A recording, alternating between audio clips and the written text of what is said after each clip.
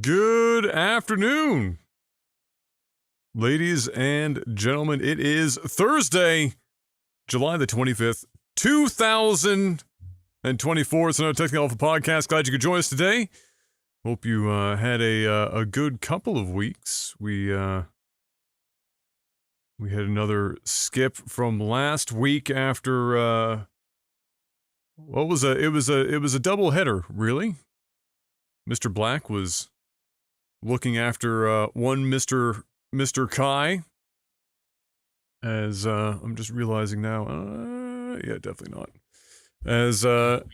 As Mama, dear Mama, was out and about, and where am I going here? This direction. There we go. Something like that, anyway. And I, along with M, the camera will eventually go back to normal, maybe, possibly. There we go. And I, along with M, were out with COVID. It's our second encounter with that fun. And so it was a double header, but we're out of the woods, feeling good, and now we're back to it. But before we get started, and this is going to be, I'm just going to get this out of the way right now, Mr. Black. This is, and I know you're going to be happy to hear this. We're going to be shooting the shit today, 90% of the time. I've got two tiny little things to go over, and then we're just shooting the shit. That's what's happening today. All right.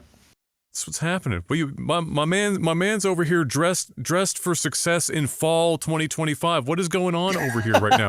What is this man is dead ass in a semi-quilted pattern Under Armour jacket in what has to be, it's still technically warm outside. Oh, were you outside or something? Yeah. What do you get this jacket I on went and got for? food.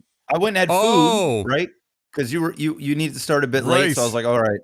I beelined it, grabbed some food, and then I was eating in the truck, and then came downstairs and was like, all right, I'm ready to go. So I was just kind of rushing. I just haven't taken off anything yet. I was gonna say the fan's on, so it's like it's a little chilly down here. You're getting a little breezy. Yeah, so it's all good. I'm big chilling. got that $6 trillion Dyson job back there. The ICP how do magnets work version of fans. The bladeless, the bladeless shit. It's a damn good fan. I'm not gonna lie to you. Somebody could sit down and explain to me the physics as to how the fuck you get something like that to actually produce any amount of airflow, and at no point would I understand. Like not only that, it's cold. Like not only that, like it's pretty cold, and it's an air purifier too. So it's like it's what? It's like it's a 2-in-1. So basically, I have this in my bedroom. Before we used to have the AC on, but now we haven't had the AC on in the room since I had this for just a couple rocking months. the Dyson. Just this, and this is Let's just go. enough. It stands right by the bed, so he's blowing air right from the window right there, and nice and cool, and I don't have to have the AC on, so I save power. A lot magical. of it, actually. Yeah, so, well, you would, yeah, for sure. And I just carry it downstairs when I'm streaming. That way I don't have to have the AC on in the whole house. It's just nice and cool in here. Yeah, we've got a fan in the bedroom as well for that, but it's not a fanciful Dyson, and it definitely does not blow cold air. I can tell you that much. It's just a regular ass fucking standing fan. But because of the orientation of the house, and where the bedroom is, if we leave the door open to the hallway, the house gets real bright real early. And so unless you plan on being up at 5:30, 6 o'clock in the morning You know, which if she's working, we're up at 6. But like if it's a day where she's home, then we got to keep the door closed. And the bedroom, like we leave the bedroom door open because we just have one heat pump running all day. It's not running at like the coldest temperature. It's running at like 74 Fahrenheit for the Americans. That's like, I don't fucking know. That's like 22, 23 in Canadian units. And it's enough to keep the whole house comfortable. Like we don't need to run any other fucking unit anywhere as long as the doors are open. But then at night, we close the door, you know, you're cool until you go to sleep. But then by the time, you know, you've been in that room for a couple hours, if you were to like wake up to go use the washroom or something and you stepped outside the room, the room gets hotter than fucking hell real quick. So it's it's a fan. The fan does fan things, but it's not making life that much better. I think it's more of like a placebo effect, really. Just fucking moving air in the room, making you think it's actually fucking better than it is. But we've survived thus far. At this point, after going to the Philippines, my heat tolerance went through the goddamn roof. So it's gotta be smoking before I give up and commit to the AC. Regardless, as exciting of a topic as that is, before we jump into whatever the fuck today is going to be, Mr. Black, most important question of the week. How was your last 2 weeks? Wasn't too bad. Like this last week, I barely streamed. I think I like clocked in maybe 12 hours this week. 'Cause there was like 3 birthdays, fucking family flew into the province. There's been just a bunch of shit that's just been going on, and then certain things like even this week we're going to monster trucks, and there's just all it's like prime summertime right now. Of where course, it's like everything is happening at once. It's true. So it's like the next probably 2 weeks is going to be hectic, but this last week was insanely busy. I was barely home. I was just out all the time. But yeah, went to the racetrack on Friday with Scott. That was fun. Mm-hmm. And everything else has just been, I've just been kind of chilling. Nice. With family and just maxing and relaxing. That's been my week. It's just been one of those weeks. You said monster trucks. Where are they holding monster trucks? I don't even know where it's at. I bought tickets for this thing like a month or 2 ago, 2 months ago maybe. So I'll figure that out this weekend. But that's Dude, what we're doing. I went to monster trucks when I was a kid one time, and it was actually somehow in the Metro Center. I don't know how they got enough room in the Metro Center at the time, but they did monster trucks. It was in the 90s when I was, I was probably 8. I might have been 8 or 9, maybe even younger, 7 or 8 years old. And that was like, I was in my monster truck era as a young boy. And back then it was, Bigfoot, Gravedigger were like the 2 main draws. And I was a big Bigfoot fan, and he was going to be there. Gravedigger was going to be there. And so I was like, Dad, we got to go to this. Dad agreed. We went to monster trucks at the Metro Center. And I don't remember, all I remember was how absolutely insanely loud it was. We didn't have like ear protection. It was just like, I probably lost half my hearing in that fucking arena from that. But all I remember is that. And then of course I remember when Gravedigger and Bigfoot came out and, and did their thing, but they were restricted. I mean, you can imagine how much space, even if they clear up the lower bowl, like how much room is in that building is not not a lot. Yeah, it's fucking substantial. So they did some, they did some stuff. One of them managed to pull off like a fucking backflip or some shit, and that was dope. And it was it was a good time. But like is Kai into monster trucks right now? Yeah. Is that the thing? I mean, I wouldn't necessarily say he's into them right now, but he's always liked trucks. He was really into monster trucks like a year ago, but now like he's getting older, so some of his focus is on other things. Dude, mine only lasted like a year and a half, and then I couldn't have cared less about monster trucks ever again. No, he's excited. He's excited. So yeah, he'll have fun. So that's dope. That'll be that. But outside of that, I haven't done fuck all. I've been chilling. Oh, that's good. I mean, it's the summertime. Everything happens and all at once, and sometimes after everything is done, you just need to chill the fuck out. It's the summer. We don't get We don't get a lot of time, with our weather here. We don't get a lot of time to make it happen. So if you can make it happen while the sun shines, got to get it done. Got to relax, enjoy it while it's here. Yeah, I just to bookend the monster truck thing. I just remember, I remember when I got into it, and it was I don't know if they still do this. Maybe you'll find out here soon, because Kai's going to be like in school pretty soon. But remember the Scholastic Book Fair shit? Yep.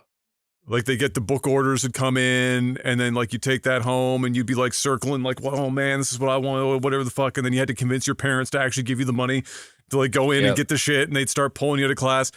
So I remember like one of the things was just it was just a monster truck book, and I didn't really even know anything about monster trucks, and I circled that and I got it at the Scholastic Book Fair, and then I was like hooked on phonics for like exactly a year, and then I fucking dropped monster trucks like a bad habit, like immediately following going to the arena. But no, it was a good time. Anyway, shout outs to Scholastic Book Fairs. That shit was dope. All the kids were obsessed with that shit. It was a good time. I don't know if anyone actually got excited about the books, or if it was like, could you convince your parents to buy you a hard copy or a hardcover copy of I Spy? Remember those fucking books, the I Spy books? Yep. It was good. Where's Waldo, but legally distinct. Where's Waldo? Yeah. Anyway, I digress. My 2 weeks were certainly eventful. Last night, in fact, finally, fiance status. Even though the wedding was already booked, we're doing everything ass backwards. Part of me almost wanted to wait until the actual wedding day to do it, just because it would be like, it would complete the meme of literally everything being completely backwards from start to finish. But it happened last night. Managed to make it happen. It was the only surprise I had left in the bag. Everything else was gone. Like there was no surprises left. And so last night made the magic happen. We got the ring in the day before she popped positive for COVID, which sucked because that was the week that I was planning originally, and then we were both sick, and so I was like, well, I'm not gonna fucking do it right now. I'll wait until things clear up. But at the same time, I was like, I only have fucking limited time here. I'm fucking running out of time. It's like worst possible time for everyone to be sick. So I knew she didn't want to have like a public display kind of a situation, so it wasn't going to be like a classic take her out and do it publicly kind of a thing. So I was trying to think of how I could make it not as non-generic as possible. So what ended up happening was, we play lots of Scrabble, and so I thought, all right, well, and she has a habit where at the end of every Scrabble match, she will go through all the tiles to make sure that we have all the letters. Every time. She does this every time. And so I was like, all right, so this is what I'll do. I will, like, the day before, I plan on, like, I can nail her down to actually sit down and play Scrabble. Like, all right, I'll take the letters, marry me, which are 7 letters, which is how much you use in Scrabble anyway. So it's like, it fucking worked out. So I had 2 plans. I take those letters out the bag first. They're not even in there. They're hiding in the room somewhere. She never opens like certain doors underneath the TV. So I had them hiding under there with the ring. And then I had 2 plans. If she had left the room during playing at any given time to use the washroom or whatever the fuck else, I was going to take the letters out and I was going to swap the letters on her board with Marry Me. And then when she came back and then she went to go play her turn, she looks down and there you go, and I'm ready to rock. So that was one. And then if she never got up, I had to account for the fact that she might never actually get up to go, which is what happened. She never left the room. She was there the whole fucking time. It's all right. You could have said, "Yo, hun, can you run downstairs and go grab me, this thing?" You could have had a fail-safe plan. You know what I'm saying? Shit, you know what? I left my phone downstairs or something. I got to show you, or I don't fucking know, like something. So my fail-safe, I did have a fail-safe. The fail-safe was she always counts the tiles at the end of the match. And so we played the full game. We were watching, I even did some other shit. So I like social engineered her into saying that she wanted to watch The Lord of the Rings. So Lord of the Rings, Fellowship of the Ring is on TV, which I thought was fucking pretty good. So that was on, and so we were all set up to go. But anyway, we played through the whole game, and she never noticed like the whole time. You know, Marry Me has 2 M's. There's only 2 M's in the entire bag to begin with. And so one of my concern was like maybe she might at some point in the match be like, where the fuck are, you know, the M's? But she never noticed anything.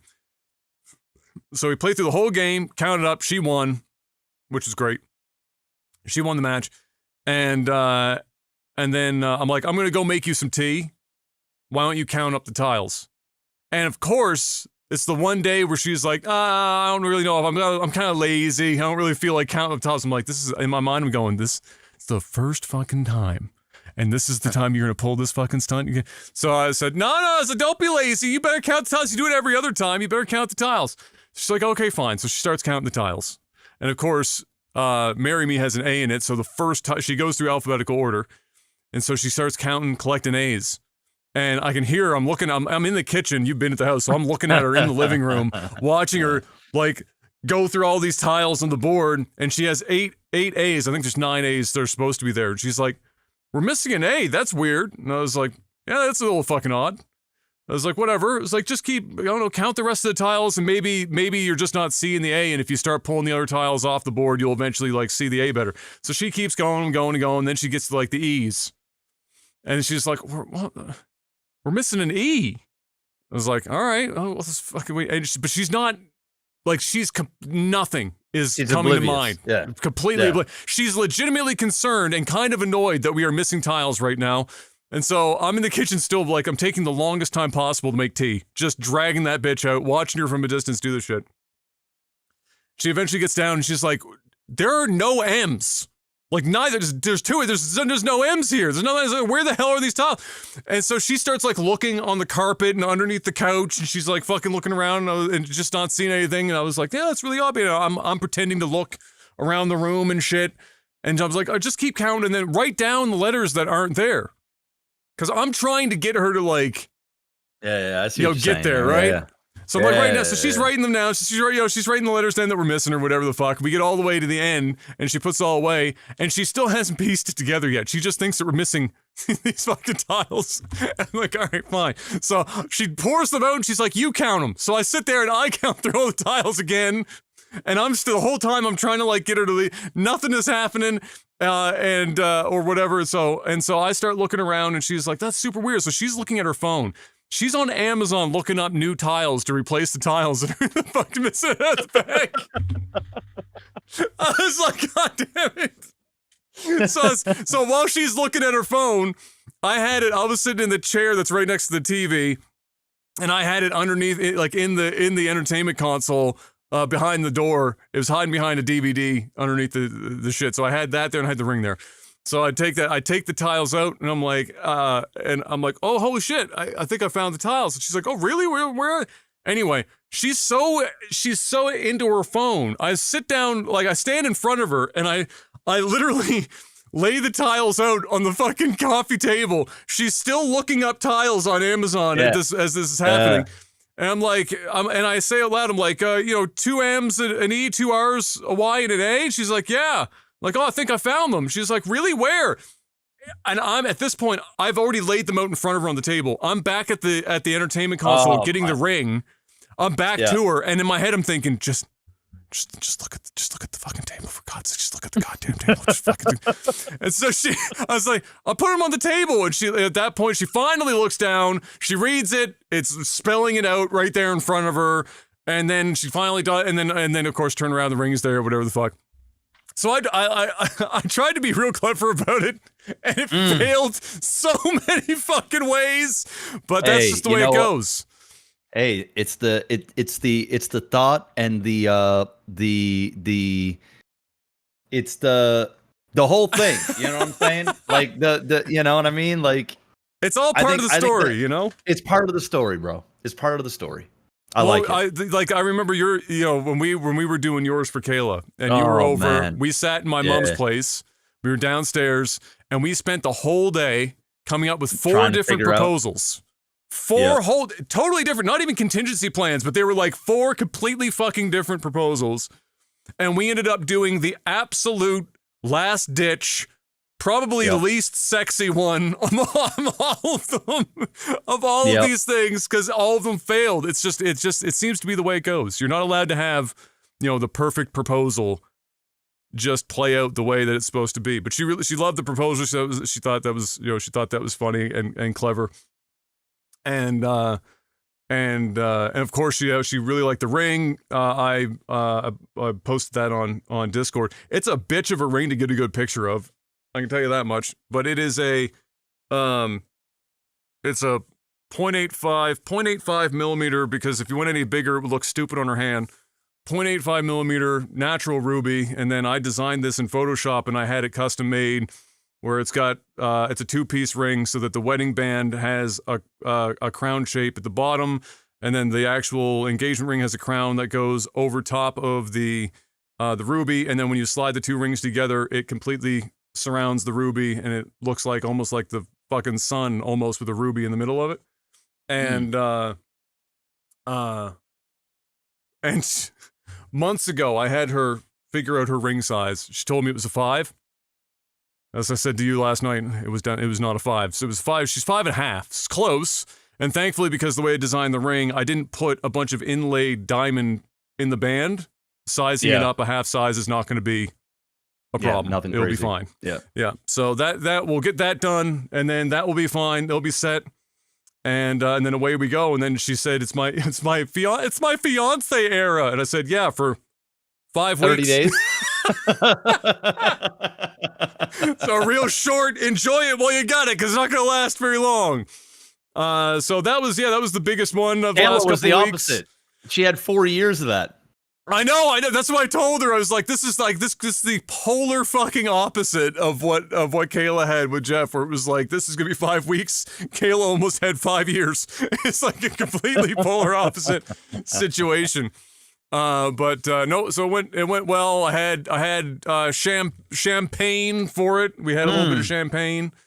And I never buy actual champagne, because it's just like, the difference between a good sparkling and real champagne, to me, to my uncultured, is like, it's fucking whatever. But I bought real champagne for this one. I didn't buy Dom, because I'm like, let's calm down. Yeah, you can get the what's it called, like the starts with an M or whatever. It's like $70. You can get it. It starts with an M or some shit. It's like $80 bottle of champagne or whatever. And to me, tastes good enough. And good enough. Pop that bad boy out over top of our partially built deck. Which was also what happened in the last 2 weeks. That's partially built. We got the framework and everything done on that, but the guy who's building it, he's currently he and his crew's got a contract outside the city, and so he was gone for the last 5 or 6 days. So he'll be back tonight or tomorrow, and chip away at it until another weekend day where he can come over for a more like half day or full day. But the bulk of it's done in terms of like the framework. So now when you're putting decking down and the privacy wall and stuff's not going to take too much longer. So hopefully we get the good weather for it, 1 or 2 weeks tops, where it's just him stopping by whenever he's got some time. And then we'll have the deck. And then we're going to steal M's friends are upgrading their barbecue because they wanted a different feature on theirs, and they have an older barbecue that's still, all the burners and stuff still work. And so I'm just taking their old barbecue because, it's to buy a new barbecue right now. You're either buying something that will break in the first week, or you're spending $700 on a barbecue. Those are your two options in the land of barbecues right now. Shit's crazy. I actually had a rant about this on the on my podcast, on my stream the other day, where it was like, I did like a Jerry Seinfeld. What's the deal with these barbecues? Like, what the fuck? What are people doing with barbecues now that we need as many goddamn attachments to these things as we have? Like, it's a mobile kitchen, bro. I just want 2 or 3 burners that can grill food. That's the purpose of a barbecue. I don't need a steamer. Yeah, the one that we got now, it's like, because we did that before. Like, I was buying a barbecue once every like 3 years. I'm like, what the fuck is going on here? So fucking frequently. They break so fast. They rust out. Like it's just they're just garbage, right? Like the electric starter thing just stops working. Then your next thing you know, you're like lighting a piece of fucking paper or something and trying to stick it in there to get the thing, and then fry off your fucking eyebrows in the process. But we have one now, and we've had this one for a few years, and it was starting to go. Like the burner wasn't working, like the electric start and stuff. And I'm like, fuck. Right. And I was like, well, maybe I'll buy a new one this year. We ended up having some like really windy weather a few months back. It was just towards the end of the winter and into spring, and for whatever reason, it blew over the barbecue, and the barbecue like slammed onto the ground, and all the burners, everything came down. And then I was like, well, it looks like I'm gonna have to buy another one. And then when I went to go put it up, everything just started working. The electric thing was starting to work now. The whole barbecue just turned. It's like it fixed itself. Starts? Everything just started working. Like there was shit. There was like a weight thing that you can put your propane tank on, and it basically tells you how full it is by how heavy it is. Right. That was busted. Now that works. The electric starters work. All the burners fell out. So I said, okay, you know what? Fuck it. I took my pressure washer. I pressure washed all the burners. I cleaned the whole thing. I was pretty much brand new now. It works perfect. What the fuck? So I ain't getting a new barbecue. I could believe you could tell me that like the burners started working again. Should have been like, oh, okay. But the fact the electric starter started working, everything was working. Kayla came out. She's like, Jeff, you're not gonna believe it, but the push start thing was gonna work. It started working. I'm like, what? I was like, from what? She's like, I don't know. It must have been when it fell. I'm like, all right. It must have just had like some like loose carbon buildup, and as soon as it knocked that loose, something happened.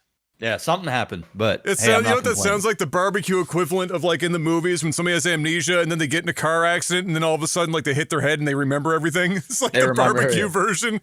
That's pretty much it. Yeah, and the barbecues ain't cheap, man. Like dude. like you said, it's either you're buying like a $200 piece of shit that's literally going to break after one season. Yes. Or you buy like a $700 one that's going to break after 3 seasons. Yeah. I mean, it's nuts. And for whatever reason, it's $700 because it has like an external like 2-ring burner like outside and like a pizza oven and a fucking rotisserie. No. I'm just trying to make a burger and a sausage, maybe throw in some ribs. That's about as far as it goes. I don't need any of this other stuff. Calm down. Yeah. Do less. It would be great. You could do less. Would be amazing. But yeah, so that's kind of it for now. We got and then patio furniture. We got our patio furniture ordered. That was almost as challenging as figuring out the barbecue, for fuck's sake. Have you looked at patio furniture recently? I bought all new patio furniture this season. Oh, that's true. So you would know. Yeah. What the fuck is happening in patio furniture right now? It's all ridiculous, man. I spent, I think it was $1,600 for our patio furniture. And did you do like a sectional? Because you have a bigger deck than we would, like a bigger, sectional. It's a sectional, and it's got like a little, like a oval table, like coffee table thing. Cool, but what's cool about the sectional is they all come in like little chair pieces that all kind of clamp together. Okay, so if you want to turn them into like chairs, if you want to turn them into like chairs or love seats or one large long piece or an L shape, like you can pretty much kind of mix and match, which is nice. Yeah. And I'm the type of guy, we have like patio furniture and stuff because our patio is fucking ridiculously big, but we only use one part of it. But what I didn't do before is I ended up buying one of those like cushion boxes that you can get for your patio furniture. So I got that like a few years back, but we rarely ever use it. So the old stuff just got fucking ruined. Like, because we wouldn't, it'd be raining or snowing or, well, not necessarily snow, but the rain and that stuff. Because during the winter, we at least put everything in the pool shed.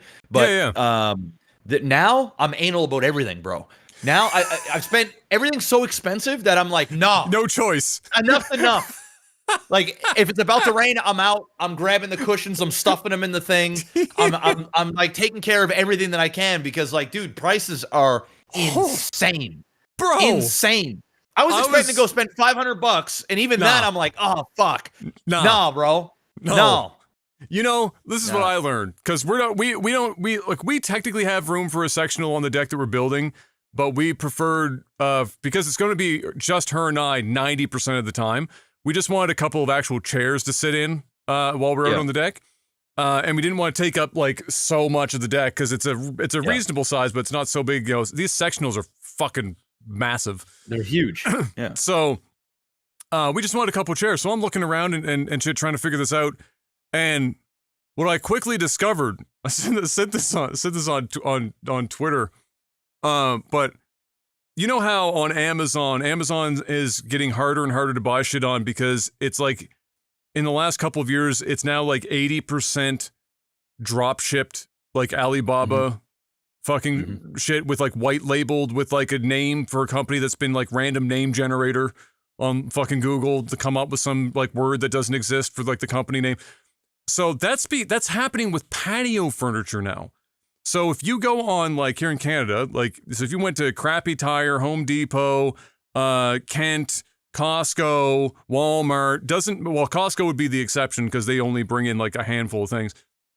Everyone else has like the same 3 brands with different white labeled names, but they all have the same badge on the furniture. Everything is identical, basically the same price, and it's shit. 90-day warranty on deck furniture. It's and they're still charging like $500 or $700 for like crazy. A pair of chairs. It's nuts. It's fucking nuts. So I thankfully because of the time of the season that we're in right now, they had some sales on, and Home Depot still had a couple of like legitimate chairs on sale. Still, it cost dude, they were 40% off. Almost 50% off. There was just 2 chairs, so we bought 2, so we have 4 on the deck. And they were so almost 50% off, and it was still like $300 a chair. So they're normally a $550 to $600 individual chair. That's as much money as you spend on like living room furniture that we're now putting on a fucking deck. Like what the fuck? Yes. Yeah. Remember when we were growing up, we had like the plastic Florida, shit. Yeah, this ain't even Florida. We get to enjoy the back patio furniture for 5 months. That's it. If we're lucky, weather. Like let's be real. It's really about probably 3 months. Yes. 4 tops, but 5 if you're the type of person that like will barbecue in October and want to sit outside in October and kind of enjoy the. But it's crazy. It's crazy. So anyway, I've got an onlyfans.com/Adam Morehouse where you can get my feet pics right now to help pay for all this shit that I just spent in the last 2 weeks, and really appreciate if you check it out. Size 15 4E. I just got a pedicure. It's worth it. Totally. 100%. Let's talk about some video game news, Mr. Black. There's not a lot. We can talk about some video game news. Really, it's all one piece at the end of the day this week for like the major stuff. And that's Bethesda and Blizzard, one after the other, within a few days of one another, unionized, full company-wide, not like just the QA team or anything like that. Both of them company-wide unionization, which is huge, obviously. And both of them, of course, underneath Microsoft, who has been cooperating thus far and said, fucking go nuts, you guys voted on it, unionize, go get her done. So that's pretty massive because Bethesda and Blizzard are 2 of some of the biggest developing houses in the Western market, and to have full unionization there, it will be interesting to see what that will do to their development over the course of the next 5 or 10 years. When crunch time clearly will be a target for unions, obviously. Where if you're gonna have people in there working an 18-hour day, you're gonna be paying them after an 8-hour day a hell of a lot more money. And so we're already looking at video games, them complaining about how much it costs to make a game. Everyone starts unionizing. If they don't start making some significant strides in being efficient in their development time, then my God, it's going to be a real hot mess. That's the entirety of the video game news this week. is unionization. I mean, there's been like some other minor stuff. What was that? Stormgate comes out next week. That's true. The open beta, or it's not the full game release? Out. It's releasing. Out? Oh, that's the release. It's gonna be release? Out. Oh, I thought this was just like public, like beta 2.0 or some shit. No, God no, damn! Really? not that I'm aware of. I think this is the jam. This is out. Okay. Okay. Have you Yeah. touched it at all in the I last few have weeks? not. So Dude, I haven't you're just touched it. I diving. haven't touched it in the last few months. Okay. So you're just So diving in head first next week. next week, balls deep. I'm probably gonna play it a fuck ton for a week and then make a decision that like, hey, is this Yeah, are you going yes or no? you going in or are you going out? It's just gonna that's gonna be it. So I'll be playing quite a bit of that. I'll put up some stuff on Leg TV. Yeah. Obviously you should try it as well. Yep. I'll definitely at least watch a bunch of like the release stuff, see what people are doing, see the game. The odds of me playing it almost zero, yeah. but I'll definitely watch. I'll definitely watch a bunch. I've already been watching both Ace. What is it? Battle Aces. Battle Aces and Stormgate. Once in a while, I'll stop in and I'll see, every couple weeks between major patches and shit, see what people are saying, look at a couple of the content creators doing the work, see how things are coming together there. Man, if you told me that Stormgate was out, that's crazy, bro. No alpha, no beta is just coming out. Now, I don't know if the campaign, maybe somebody in the chat knows what's up, if the campaign is ready, or this is just, this obviously, might just be the multiplayer portion, perhaps. This could be the multiplayer portion. I'm like, it'd be mind blowing if the actual, Oh, it is early access. Okay, so it's not like they're not calling it. Are they calling it early access 1.0 or like what the fuck? There's no. It doesn't say anything about a beta or anything. I think what this is very similar, probably to what they did with StarCraft 2, where they basically release the game, and then there's just going to be heavy patches, like probably for the first year. Like especially the first 3 to 6 months, there's probably gonna be massive changes. Like, question for you, since you played lots of the StarCraft 2s at a high level, what do you think? Obviously, it's likely going to be a shorter window when a game first releases, just by virtue of it being newer.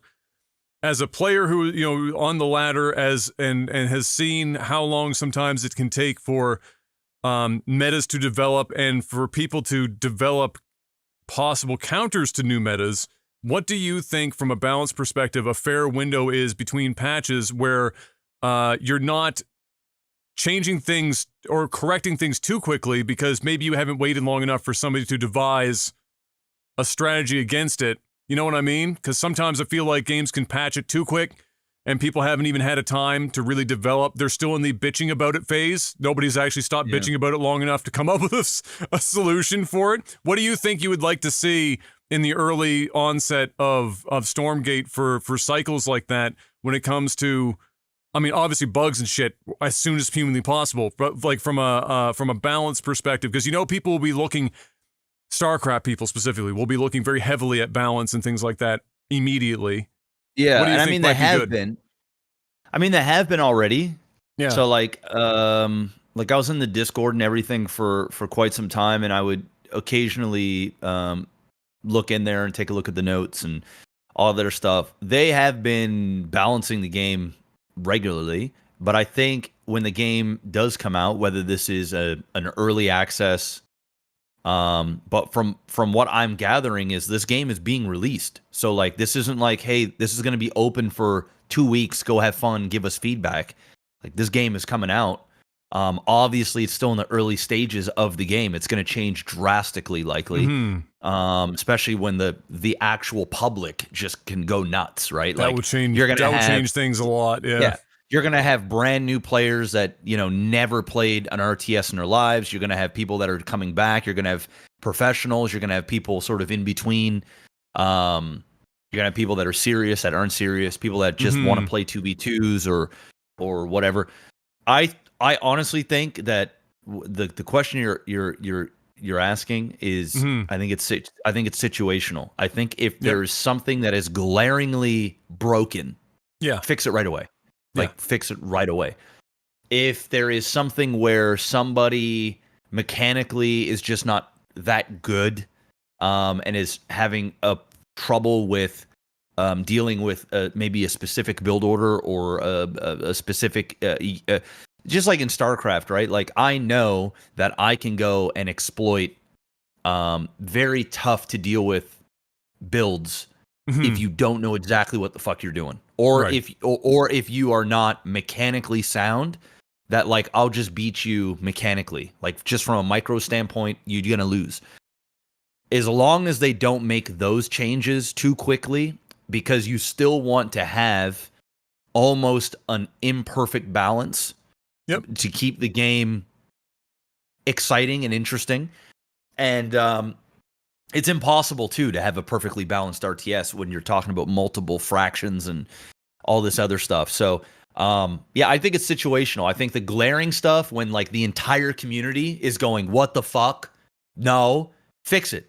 But if there are professional players that are like, no, I don't think this is broken. Give us more time with this, because there's going to be so many things now that everybody that wants to play an RTS can play an RTS, that there's going to be build orders and things and timings that maybe haven't been tested yet or haven't even been seen on a large scale that we're going to see. So we'll see. I just think what the community as a whole needs to do is they need to make sure to give Frost Giants some grace and be a bit patient and understand that the game is not going to be perfect and probably never will be. I mean, even StarCraft 2 to this day still has balancing issues depending on who you're speaking to.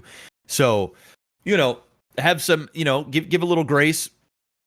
Understand that the right people are behind this game. It doesn't change the fact that I'm still nervous about Stormgate as a whole. Yeah. That hasn't changed.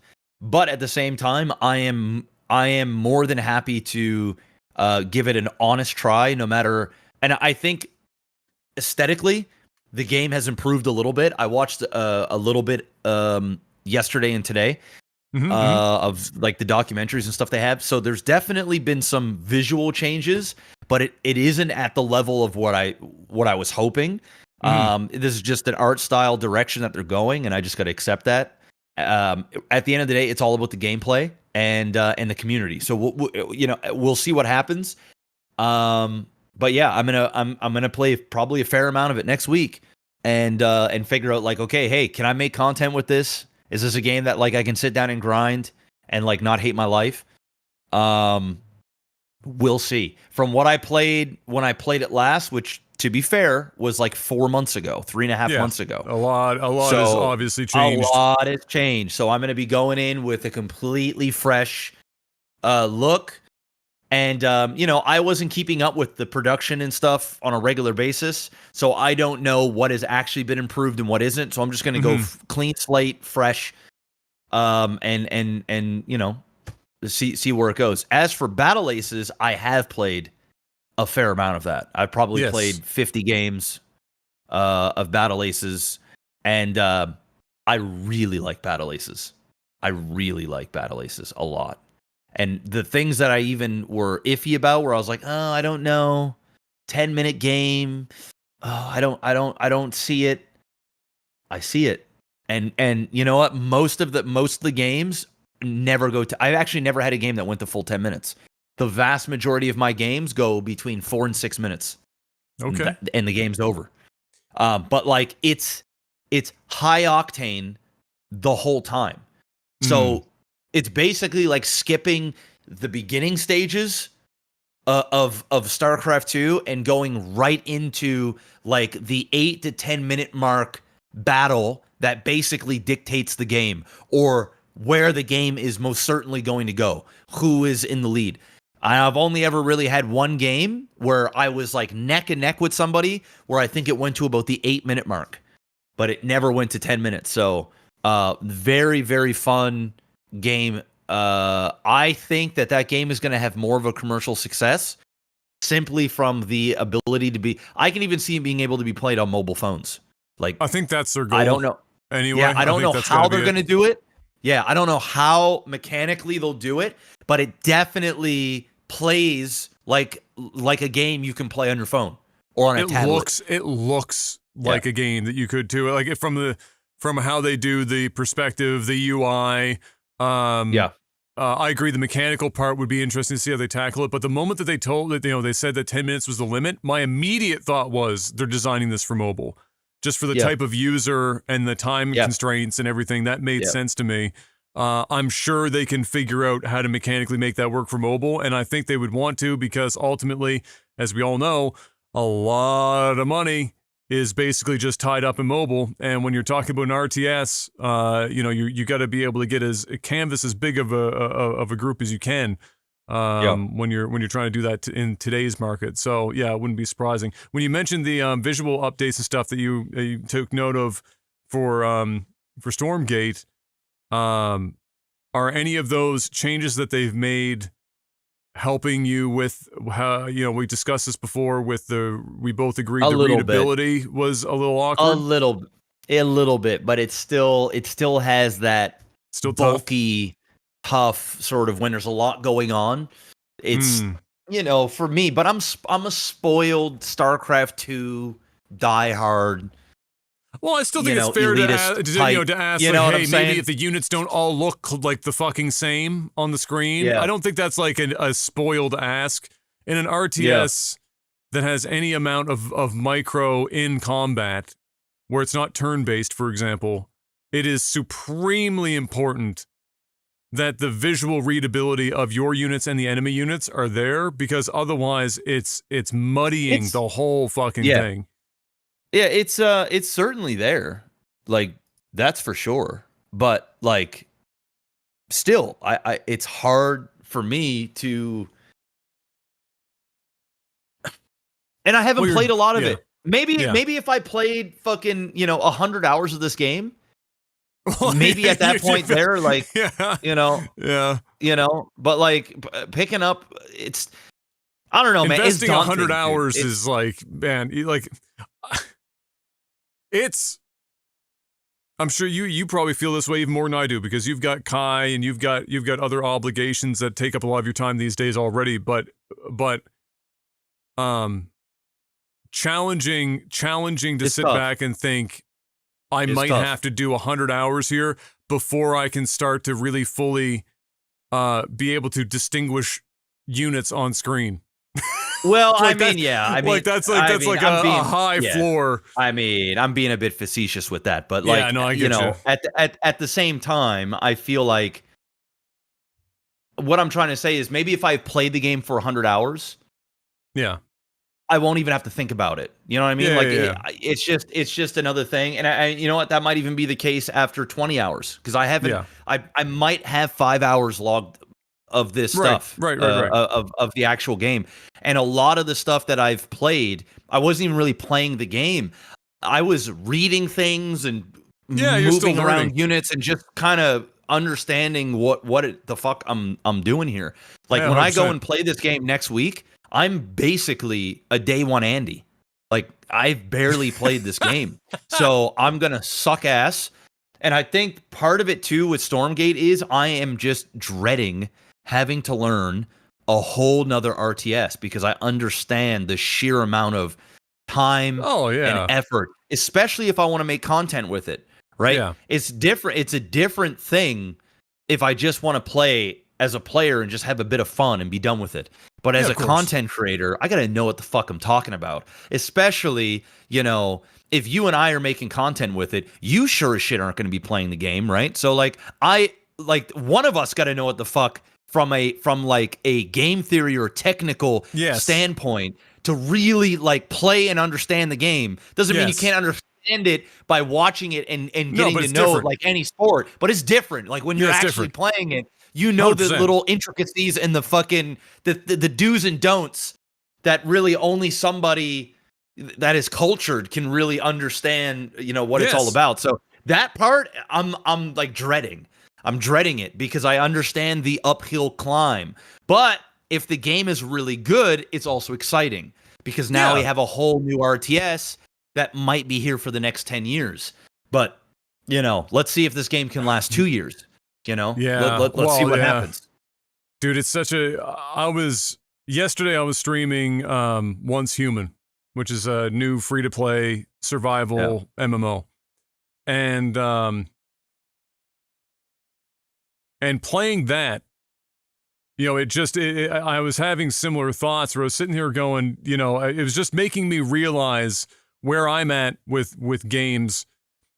You know, there are people that game might appeal to, kind of like Rust, because I mean, first of all, that game is an amalgam. It's a combination of just about every game that's existed in the last 15 years, visually and otherwise. The game has a fucking personality, doesn't know what its personality is. It's just run in circles. And it's fine. It plays fine for the most part. But it's like Rust, where there's a reset and everything.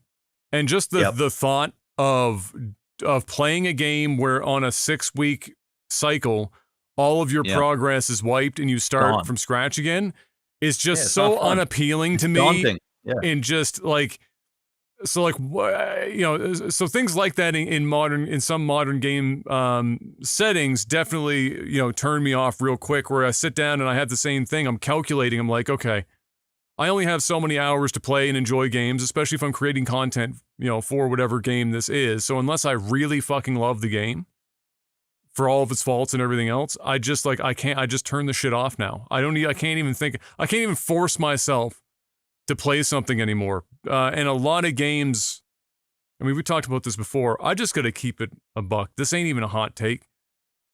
I think a lot of people are gaslighting themselves when they say that video games are in a really good spot right now sometimes, because we had like one good year where a bunch of games that got built up out of COVID to all get released in one calendar year all at the same time at such volume that obviously a good number of them had to be, you know, bangers all at once. We're in a shithole right now. A lot of games are fucking ass. It is nuts. And it doesn't seem to be getting any better because of how you know, games have to be developed. They just don't seem to, you know, we're not going in a great direction. So it seems fewer and fewer games are appealing to me. I mean, I was the guy that almost any game I'd play, and now it's like, my God, I feel like I don't know Adam, what we're I can getting even old play Adam. anymore. We're getting old. I don't even think that. I don't even know if that's it. I just think games are shit. And here's the thing is that, like, when you're younger right now, like a lot of young people are playing these games, they don't fucking know any better.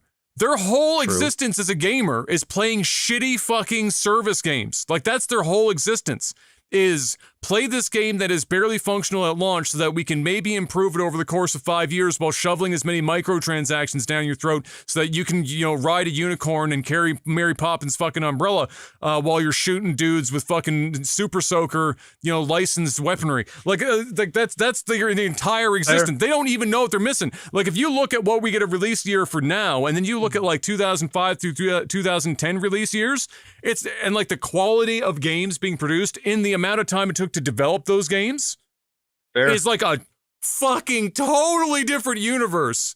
And now it's just so much of this schlock, it's nuts. But because this is all they know, they're like, this is dope. This is the greatest thing I've ever fucking played. And it's like an asset flip in Unreal Engine 5. Yeah. You're probably right. Yeah. It's just nuts. Like, but for us, so I think some of it is obviously we're getting older, but the older part I don't think is like we don't enjoy games anymore. It's just that our time constraints make the games we want to engage with. We have a higher standard of quality, and then we also want to make sure we really do enjoy it before we actually commit. Yeah, because we're not sitting around playing video games 8-10 hours a day anymore. Yeah, exactly. Right? You know, if you've got, I mean, you and I might some days because we're privileged enough to be able to like make money off this, but you know, if not, we're going to be much more selective on the games that we play, and we're going to be much harsher because, dude, if you've got, let's be real here, 10 hours a week to play games, which is a lot of time. That's a lot of time for a lot of people. That's a lot of time. Like, you know, hey, listen, if there's any parents out there, if you're finding 10 hours, I mean, the only way I think you're doing that is if your partner quite also literally loves video games as well. And, you know, then you've hit the fucking jackpot. But like, you know, even if you're at 10 hours, 5 hours a week to play video games, you're probably going to want to play games that you enjoy and that are good. Yeah. Because, you know, if you play games that are a complete waste of your time or fucking that are broken or just dumb, you're just not going to, You're not going to enjoy the process, right? So, yeah, I think you're probably right. Games are just, I think, objectively worse, but don't get it twisted. I think because of technology and where games are, I still think some of the best games ever created are still coming out. They're just, I agree. There's so much shit that is coming out that they're so far few in between that, it just kind of gets over. There's just a massive eclipse over the good games with the sheer amount of fucking shit that comes out. So because we'll see. I mean, just as a reminder of how we didn't know, we did not know how good we had this shit. We didn't know because we were living it at the time. This was our baseline. This is our baseline right here. 2007, peak video game years. Mm-hmm. Call of Duty 4 Modern Warfare, Halo 3, BioShock, God of War 2, Command & Conquer 3, Half-Life 2 Episode 2, Crysis, Team Fortress 2, The Witcher, Mass Effect, Assassin's Creed, fucking Metroid Prime 3, Ratchet & Clank Future, Forza Motorsport 2, Guitar Hero 3 came out that fucking year. What else is in this list? Super Mario Galaxy, Portal was 2007. Manhunt 2, Rock Band, Contra 4. Fucking, you want to know what's crazy too? That's Guild Wars. That's just one random list I'm just pulling up here. That's I think calendar year. That might actually be in the top 5 years of games of all time. And crazy enough, I probably played 70% of the games that you just listed off. Now, if you gave me the same equivalent list from last year, I probably played 5% of the games that are on there. So it tells you everything you need to know. I mean, I played a lot of like the top rated big AAA stuff because most of what I just listed, those are all considered AAA titles. They're not just good games. They're good, expensive, multi-year, big, projects. Whereas for us in the last calendar year, you're thinking about, things like Baldur's Gate 3, like that level of production, but that level of production, but that many fucking games,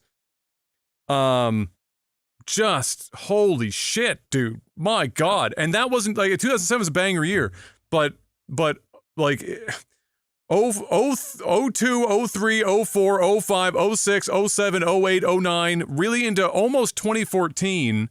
They weren't all 2007, but they were within 80% of 2007 as far as the quality of games and the number of games of that caliber or level or expense. And now it's like we get, if we're lucky, 3 at that level that end up being also that good in a calendar year. And then everything else is either, it's not that aren't good games, but they're like indie games, small little, indie games that are really well done, but they're indie. They're not big, mass market kind of deal. And then schlop. Yeah. to fill a trillion fucking games of just ass. And a lot of them are a lot of money. Do you remember? You probably don't even, and this would stand to reason, and I wouldn't blame you. But there's a game called Concord that Ubisoft is producing that is technically playable right now if you were to purchase it. And when you pre-purchase it, you get a code that you can also give to a friend, and they just get to play it. Concord is like, it's a team-based class-based, kind of like an Overwatchy kind of feel multiplayer game. 5v5, I think. 4v4, 5v5, somewhere in there, I think. And it's like Guardians of the Galaxy, legally distinct in terms of flavor, characters, personality. And they have a whole like seasonal show that they like animate, full-blown animation to go along with this thing, to do all the backstory and shit. They're spending a fortune on this game.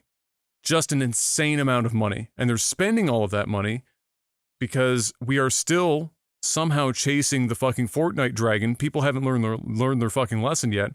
They're still chasing it.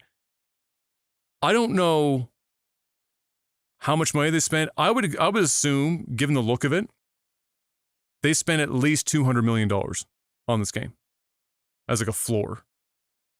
They were averaging less than 500 people on Steam. And that's when you buy one, you get a code to give to somebody else. Damn. 500 people. Damn. The amount of money, $200 million. And that's what we're getting because everyone is still chasing the fucking Fortnite dragon. Fortnite. Just for Christ's sake.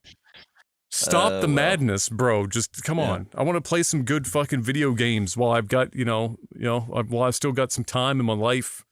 I don't want to be playing, 50 Shades of Fortnite for the rest of my fucking days. You're gonna. But outside of that, let's talk about some positive stuff. Because this is just a shoot the shit kind of a situation today because there's been no real news. I was just thinking, because, I got, when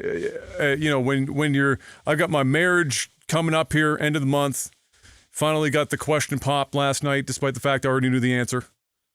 And so we're getting up there, and you start to think about, all the people are coming to the wedding. You start thinking about, you get nostalgic. You're thinking about old times. It's like, what if we just talked about random gaming shit from our youth that we went through? The occasional story here and there about shit that we did with games when we were younger. We might have tangentially talked about over the years in this podcast. But it just got me thinking. I'm sitting there, I'm just thinking, I was just thinking about, all the random stuff that we played and did. A lot of it definitely came down to modded consoles and stuff where we had such a broad fucking variety of games that we were able to play. Yep. And we played a lot of them. What do you think?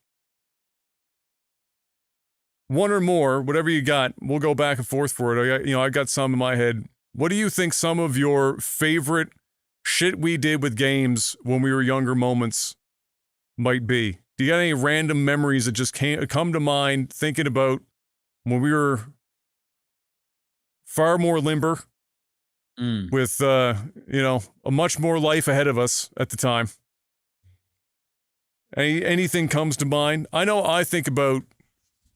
I got a couple ones that always come to mind. I remember, honestly, the first one that came to mind, despite the fact that we spent some time playing it, but it was certainly not the most.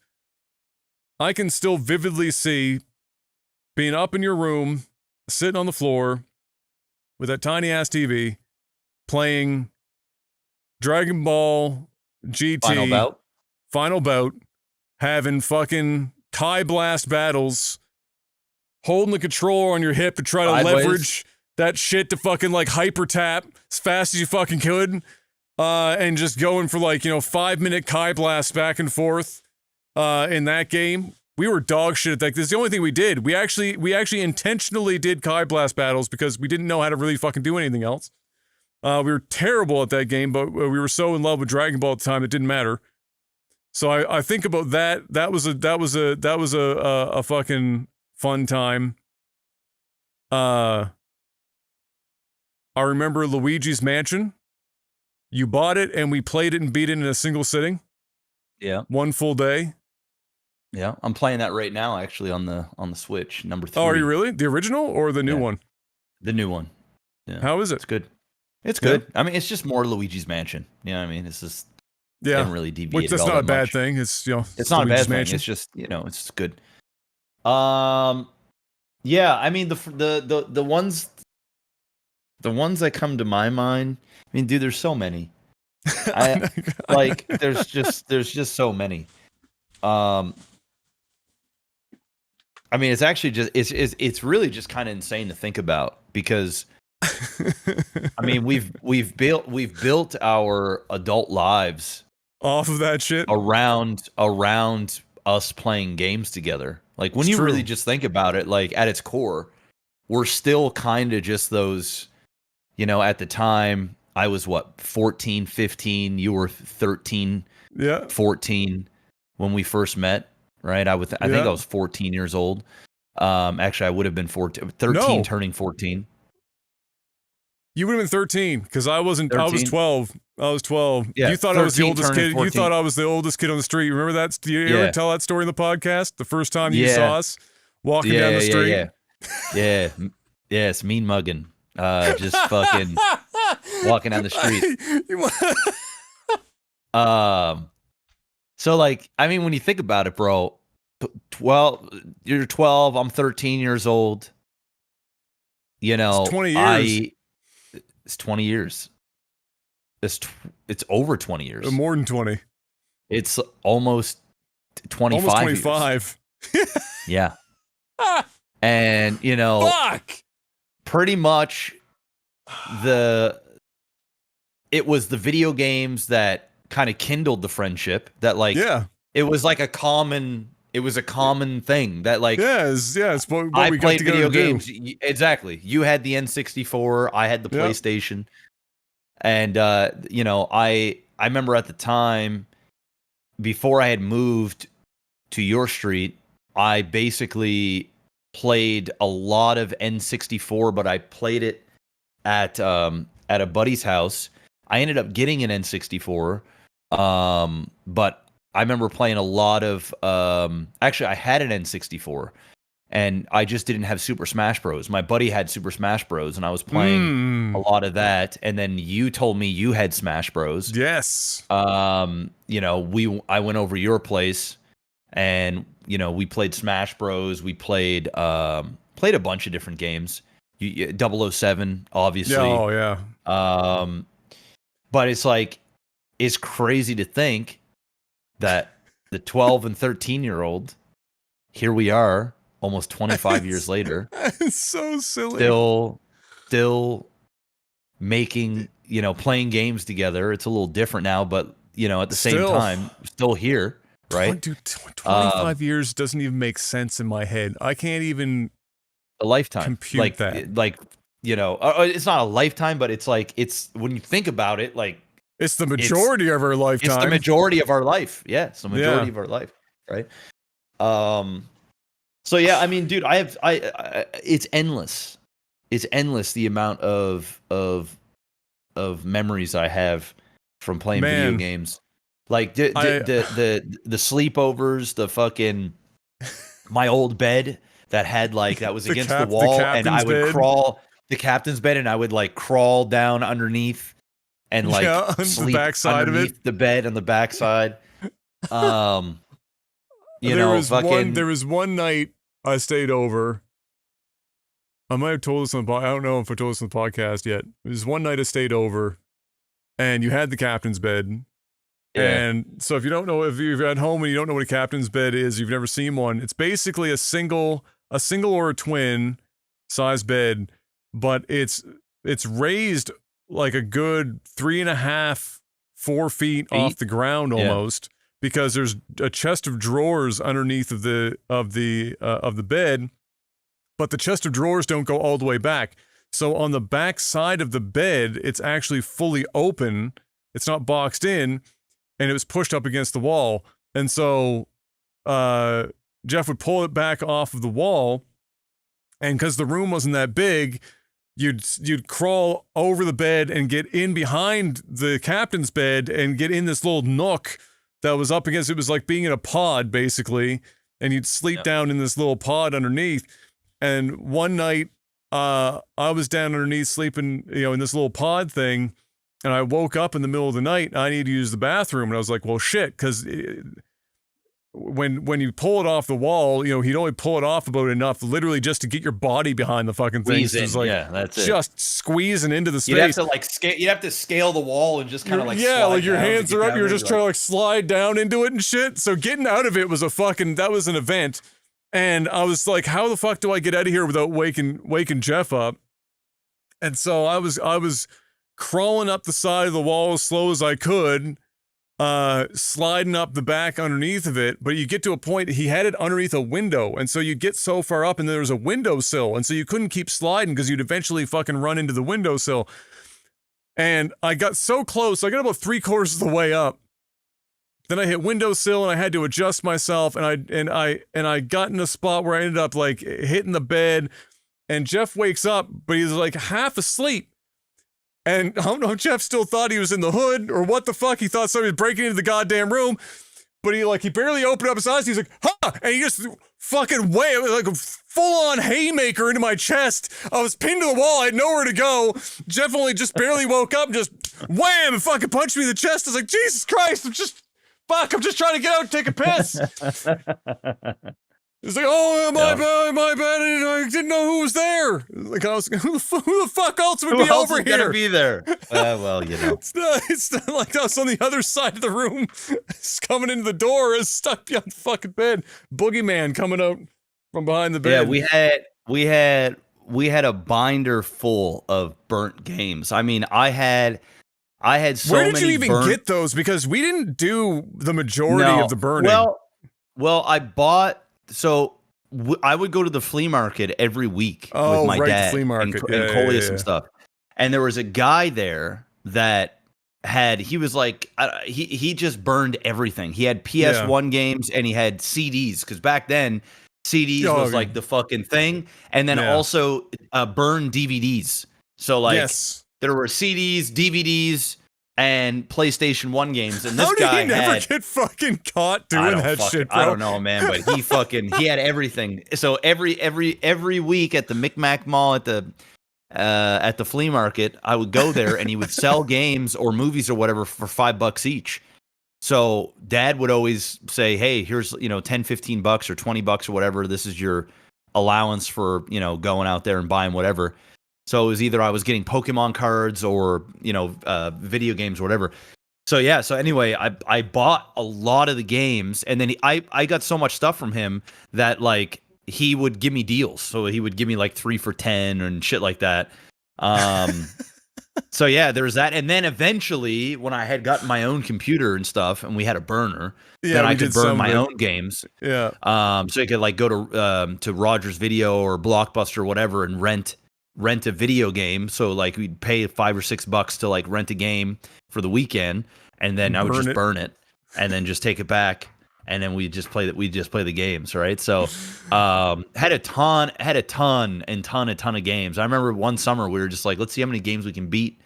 We played all the games. Like, so many. It was the binder was just thick of just burned games. It was. We would just go through them all day. It was like that's how we played some of the more like random fucking titles too. Like Galarians was definitely the one that stands out to me. That was like we would have never in a million years. I just had the game. Played that. Just put it in. Yeah, just put it in play. Just a fucking gold disc with Galarians poorly written on the front of it, and just put that in the fucking console. Yep, had a ton of games. We beat so many games, and it was just fun, dude. I miss those days of just being able to just wake up and not a care in the world, bro. Not a fucking care in the world, man. Just my parents, like they would. I didn't even see them half the fucking time. Well, like they were working or whatever, time, and we just playing fucking video games. That's it, all day, every day. And what was cool is like your parents didn't give a fuck. My parents didn't give a fuck. I could show up at your house. I could literally live at your house for like 3 or 4 days. Nobody questioned. And like your parents were at least not to me anyway. They might have said something to you. No, they never say anything. No, to me they were always welcoming. Like, come on in. And, Adam's he's in the shower, whatever. Just go downstairs, do whatever. And same thing. My house. My parents are just never like, Adam's gonna go the fuck home or whatever. Like it was come on in through. That was just it. And we just played video games. That was the show. Bro, and then like sometimes their parents would be like, get the fuck out the house, both of you for a while, like go get fresh air. You know what I mean? But I do think that we were allowed to get away with it because we did spend so much time outside. We played a lot of video games, but we were also outside a lot. Yeah, a lot. To the point especially where at night, like we would go play the neighbors would start actually complain. Yeah, we definitely spent a lot of time outside. But yeah, no, it was a lot of fun, man. It was like, I think probably a lot of people listen to the podcast probably have a friend that similar situation. very similar situation, right? And I had a bunch. I mean, it wasn't even just me, right? There was Brian there too. No, there was tons of people. There was a bunch of people but you and I definitely were the most hardcore. Like for games, we could fucking play games all day. Every day, and it wouldn't really bug us. You know what I mean? It wouldn't. So yeah, I mean, PlayStation 1. I remember the day you got your Xbox. Oh my God! You know, that was like we convinced Mom to go to the mall to get that while we were at school. To do it. Yep. So when we got back from school, we were fucking beelining. I remember you had Halo, Project Gotham Racing, and Dead or Alive. You had one other one, Dead or Alive. That's right. Yeah. And Adam spent like $700 or $800. Because I remember $800. It was $800 because I remember. I mean, you were young. You might have been 14 at the time. I might have been 15. What was this 2000? Xbox was 2001, right? Was it 2001? I don't know. Yeah, and it was fall. So if I would have just turned, I would have been 13, 14. 13. Yeah, 13. So we were young, and I didn't have any money, and Adam had saved up a bunch of money because Adam would do little work with his dad and help his grandmother's house and stuff like that. So, Adam fucking literally dropped the bag on an Xbox, and there was no way my parents could afford anything like that or anything at the time. So Adam and we just went in, man. We played the shit out of that Xbox. I mean, that Xbox, we played Xbox so fucking much. I mean, it was insane. That was the love of Halo came from that. Project Gotham Racing. Yes. I was never too big on Dead or Alive. Neither was I. I was big on the cutscenes because the graphics were so fucking nutty in the cutscenes. I remember rewatching, like, at the end of every, you play through the game as a single character, and then when you beat it, they'd have like their end of the game cutscene or whatever to unlock. And I just remember the character that's a ripoff of Bruce Lee. I can't remember what his name is in Dead or Alive universe, but his was so fucking crazy. And I remember you could showing see the it to my and all that other like stuff. The veins in his arms. you kept showing me the video. Like you're like, bro, you gotta see these graphics. Look how realistic this is. Look at the veins. If you went back and watched that now, it'd be like the ugliest shit. Yeah. But back then, bro. Oh my God, it was the heat. That was the shit. I remember when I eventually got an Xbox. Because it took a while, but I eventually got an Xbox. I think I might have got one for Christmas or something. And I remember I mainly played Oblivion on the Xbox. Played a shit ton of that on the 360 and on the Xbox 360. Yeah. And then I played a shit ton of Morrowind for the original Xbox. Oh yeah. Because that game came out, and you loved Morrowind, and you got me into that. So then I started playing that shit, and then I ended up getting Oblivion for the Xbox 360. Started playing the shit out of that. And I remember I eventually traded my Xbox with a kid at school for a GameCube, and the GameCube had a little tiny TV on it. So, right, the mobile TV thing. The little mobile TV. So there's a kid at school. After I had already played the shit out of my Xbox, and you still already had one, I wanted the GameCube. Yes. So this kid at school was like, yo, I'll trade you my GameCube for the Xbox. I'm like, okay, yeah, sure, why not? And I remember the game that I had Resident Evil 4. Yes. And I came down, and there was a cutscene. I remember showing my dad, and now that I look back at it, my dad is like doing the shit that I do with my son when I'm not like overly interested in what he's got. Just like, but I'm yeah. acting interested because he's interested. I totally know. Like I was like, Dad, you got to see this, right? He's like, yo, where'd you get this? Right? Because I get this console with a fucking TV. He's like, who bought? He's probably thinking my mom bought it, or like, where the fuck did you get this? You steal this? Like, what the fuck? I'm like, no, I traded my Xbox for it. And then he was like, how much are these things worth? I was like, I don't know. I think the GameCube's worth more. He's like, okay. And I show him Resident Evil, and I'm like, Dad, look at this cutscene. It looks so real. He's like, oh yes, son, that's great. I don't think he gave a single solitary not a fuck. Single fuck. Yeah. I remember. Oh my God. Like with the memories that always like that cycle through like a primary one for sure was Final Fantasy VIII. For whatever reason, we were playing it in your mom's bedroom on her TV upstairs. And we were laying on the bed. I fucked you with an elephant. Oh my yes. Oh, bro. Yeah. I was laying sideways on the bed, hand on my head or whatever, was laying sideways, and so like the side of my thigh was to the ceiling. And I just remember, out of nowhere, there was zero fucking context, no segue to this at all. We had just been playing Final Fantasy VIII for fucking, 4 hours at this point. And out of nowhere, Jeff's got the controller in his hand. He's just like, no, I was playing at the time. And Jeff looks over, I was playing. And so Jeff looks over, he's like, hey, you ever been fucked by an elephant?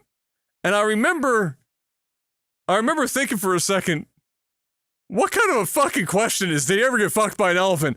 Obviously, the answer is no. And so I was just like, no, I've not, no. And before I even got the full no out of my mouth, Jeff was laying on the bed to the side of me, gets his foot straight in the air like a fucking, because we're young, we still have flexibility, straight up in the fucking air. And he drops his heel at Mach 4 right on the side of my fucking thigh that was like up in the air, and it went right between like my hamstring and my quad where there's nothing but an IT band. It went straight to bone. He just committed. There was no holding back. Committed to that kick. And I was so fucked. I couldn't walk for like a fucking 15, 20 minutes. I rolled over off the bed onto the floor. I had a bruise the size of a fucking goddamn baseball on the side of my leg. Nothing. I gave Adam a hard time, bro. When I look back at it, I gave you a hard time, bro. Several times as kids, I gave you a hard time. I definitely. You shot me the fucking paintball gun in the bare leg. I had zero protection. I had this paintball gun, right? And because I got into paintball because Travis was into paintball. We were on a team together. Yeah.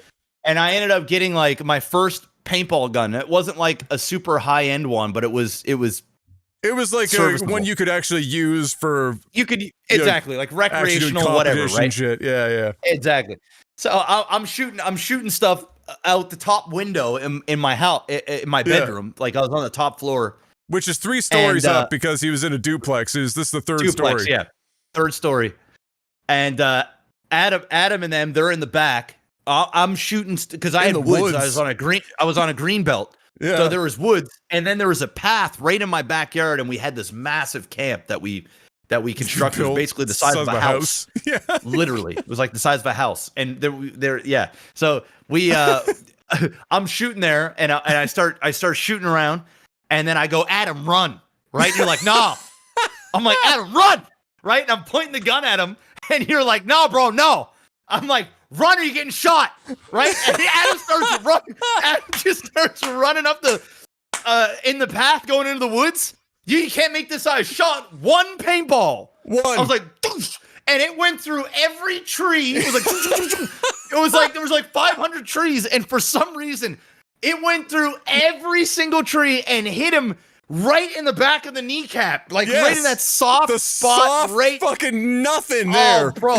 He was like a wounded deer that got shot, bro. He said this one. He went boom. He started limping. I mean, it literally looked like a wounded deer that was like slowly dying off. Oh, bro. And your parents were pissed, right? Yeah, because it broke the skin on the back of my leg, and I was bleeding. And Dad was like, "What kind of fucking paintball gun are you shooting? It's like a hole in the back of my leg. It was fucking wild. Yeah. It's true. Yeah. The odds of that paintball actually hitting that spot were basically like negative 1,000, and yet it fucking happened. It was. Yep. Yeah. Good times. Oh my god, dude. Or like DDR at my place. Dance Revolution. Yeah. Yep. We had the mats. Box fan burning fucking 5,000 calories a day, just sweating. Smelling like hot, sweaty ass, just down there. Can you imagine how bad that room must have fucking smelled to my parents walking in there the next day? Oh my god. No. Holy shit, it would have been terrible. We only ever, the thing about DDR that was funny was that Jeff got real into DDR for a while. Every time we went to the theater, there was the DDR machine and whatnot, and he'd be on the fucking DDR machine at the theater just fucking giving her. And so when he bought the DDR pads and stuff, at home, it was like training to go to the theater. And at the time, the movie theater arcade, And at the time, the real big one that everyone wanted to do, this is long before the internet had memes for it, was Darude Sandstorm. And so there was one night where we had this, that we were talking about, this is summer. It was so fucking hot in that room. Summer, we had this old box fan that was like, before I was born, Dad had this box fan. And we only just threw, I sent Jeff a picture the day it happened, where the box fan got thrown out. It was about 2 years ago now. It was mid-pandemic. It died. This thing was like 45-year-old fucking box fan. But it was like a jet aircraft. You turn it on. Oh, yeah. And like the bearings were fucked, so it would like shake for a bit. The whole thing shake, yeah. And it moved so much goddamn air. It was the closest thing to AC we're ever going to fucking get. So we had that set up to like point across both of the dance pads in front of the TV. And then we'd started the night in true teenage fashion by drinking an entire 2-liter of fucking like pop each. And then we just refilled the 2-liter bottles with water. And I can't stress how much sweat and ass must have been just in that fucking room the next day. All of it. We did like 4.5 straight hours of Darude Sandstorm on repeat, fucking in that room at night. And the next day, no, sorry, that was a different story, but it's a similar situation when the guys were over. Were you there for that? When Dan, my dad walked in the next day, and no, was it that time? It smelled like ass. Yeah, he smelled like shit. Who shit themselves? Who shit themselves? Was it that day? Yeah, I was there. No. I think that was the day. Was that like a pre-golf thing? Well, that was either the day we had done Luigi's Mansion all night, or that was it at your the place. day. So that couldn't have been at our place because we did Luigi's Mansion at your place. Are you sure? Yeah, 100%. We sat in your bedroom, played Luigi's Mansion when the TV was still on the floor on the door sidewall. We didn't finish it at your house? No, 100% in your place. Then it might have also have been, there was the night on your birthday too. So when you had a birthday party, and shit, was it that maybe? Yeah. Because I remember it was like that night. It was there was more than just the two of us. I think there might have been like one or two of the other guys. Yeah, and it was. I was there. I was there for that because it was like one of the first times I ever heard your dad swear too. It was the first time I'd ever really heard Dad swear. And he walked in the room that morning, and we had been shitting ourselves the whole fucking night in there, and we were like teenagers, so it probably already by a baseline smelled horrible. Smelled in like that fucking ass. room. Yeah. Like that was like as a baseline, it was bad, and then we were already shit ourselves the whole fucking night because we were eating pizza and all this other shit. Yeah. And the next day, Dad walked in the room. That was he didn't. I can't. First of all, the door was closed the whole night. I can't even imagine. It must have been like walking into a brick wall when he opened up that door and took the first step into the room and just hit that shit. Took a breath and stopped and turned. Said nothing else. We'd only been awake for about fucking 15 minutes because he came down to let us know that he had made pancakes or whatever upstairs for breakfast. And he just, the first words out of his mouth were, "Who shit themselves?" And it just will always stick with me because it was the first time I ever heard my dad swear, ever. And he did it in front of my friends, and I was like, wow, it must really be fucking terrible in this room. Yeah, you come over to my house, my mom's swearing on default. She's like, motherfucking son of a bitch, fuck, pussy, fuck, bitch, cunt, fuck.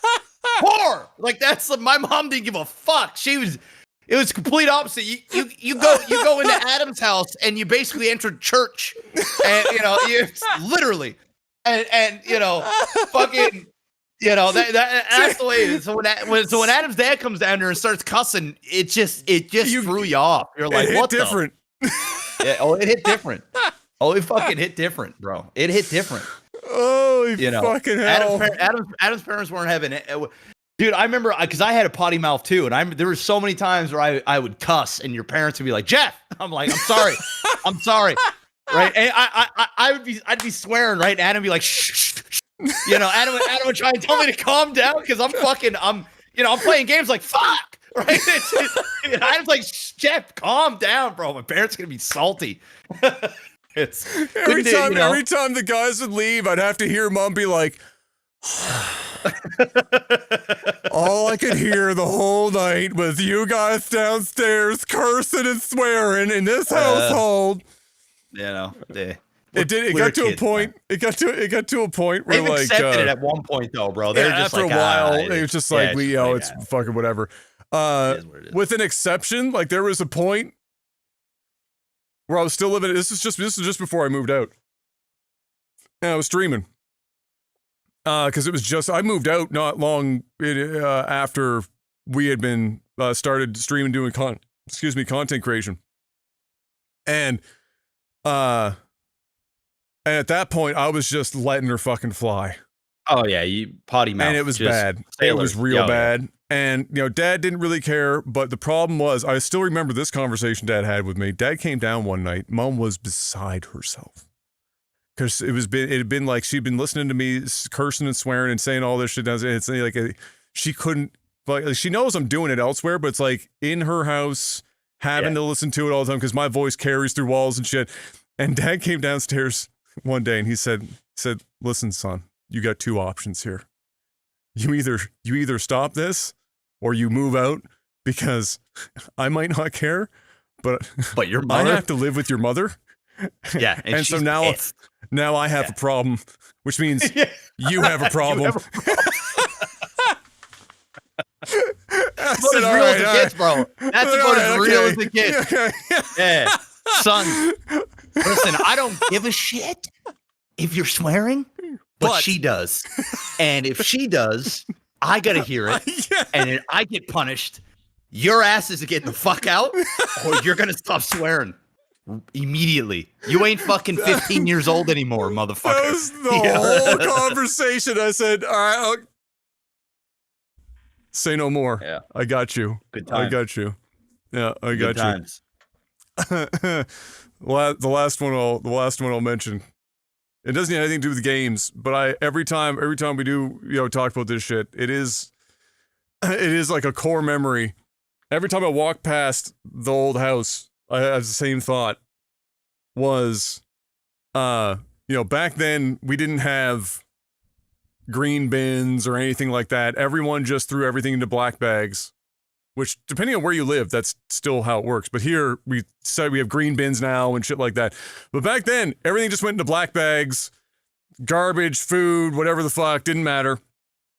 And if it was in between collections, most people had, some people had like bins they keep outside.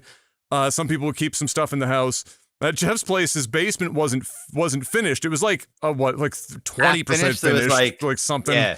There's like a little part of it. Kind of how your office is right now. That part was kind of done, but then behind your curtain, concrete.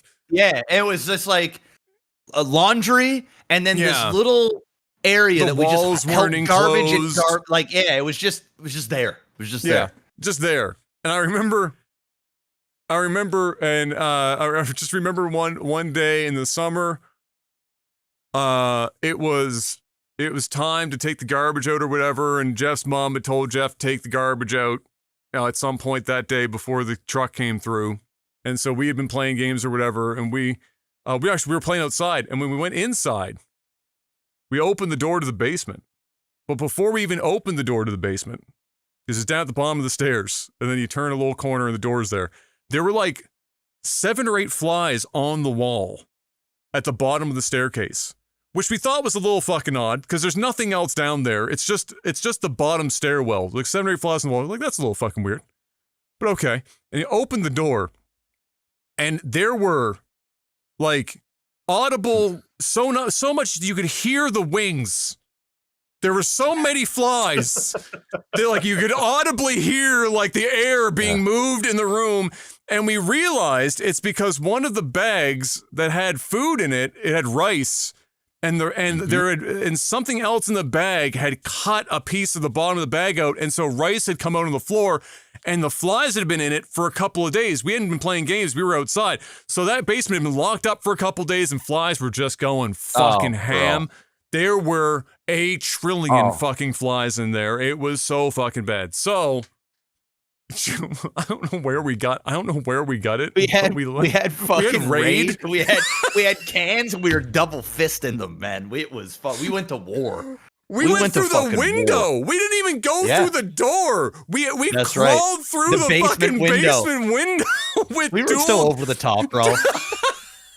so fucking extra. Dude, we were humming the Matrix theme song while we were dual wielding raid cans and just spraying the air with flies. And dude,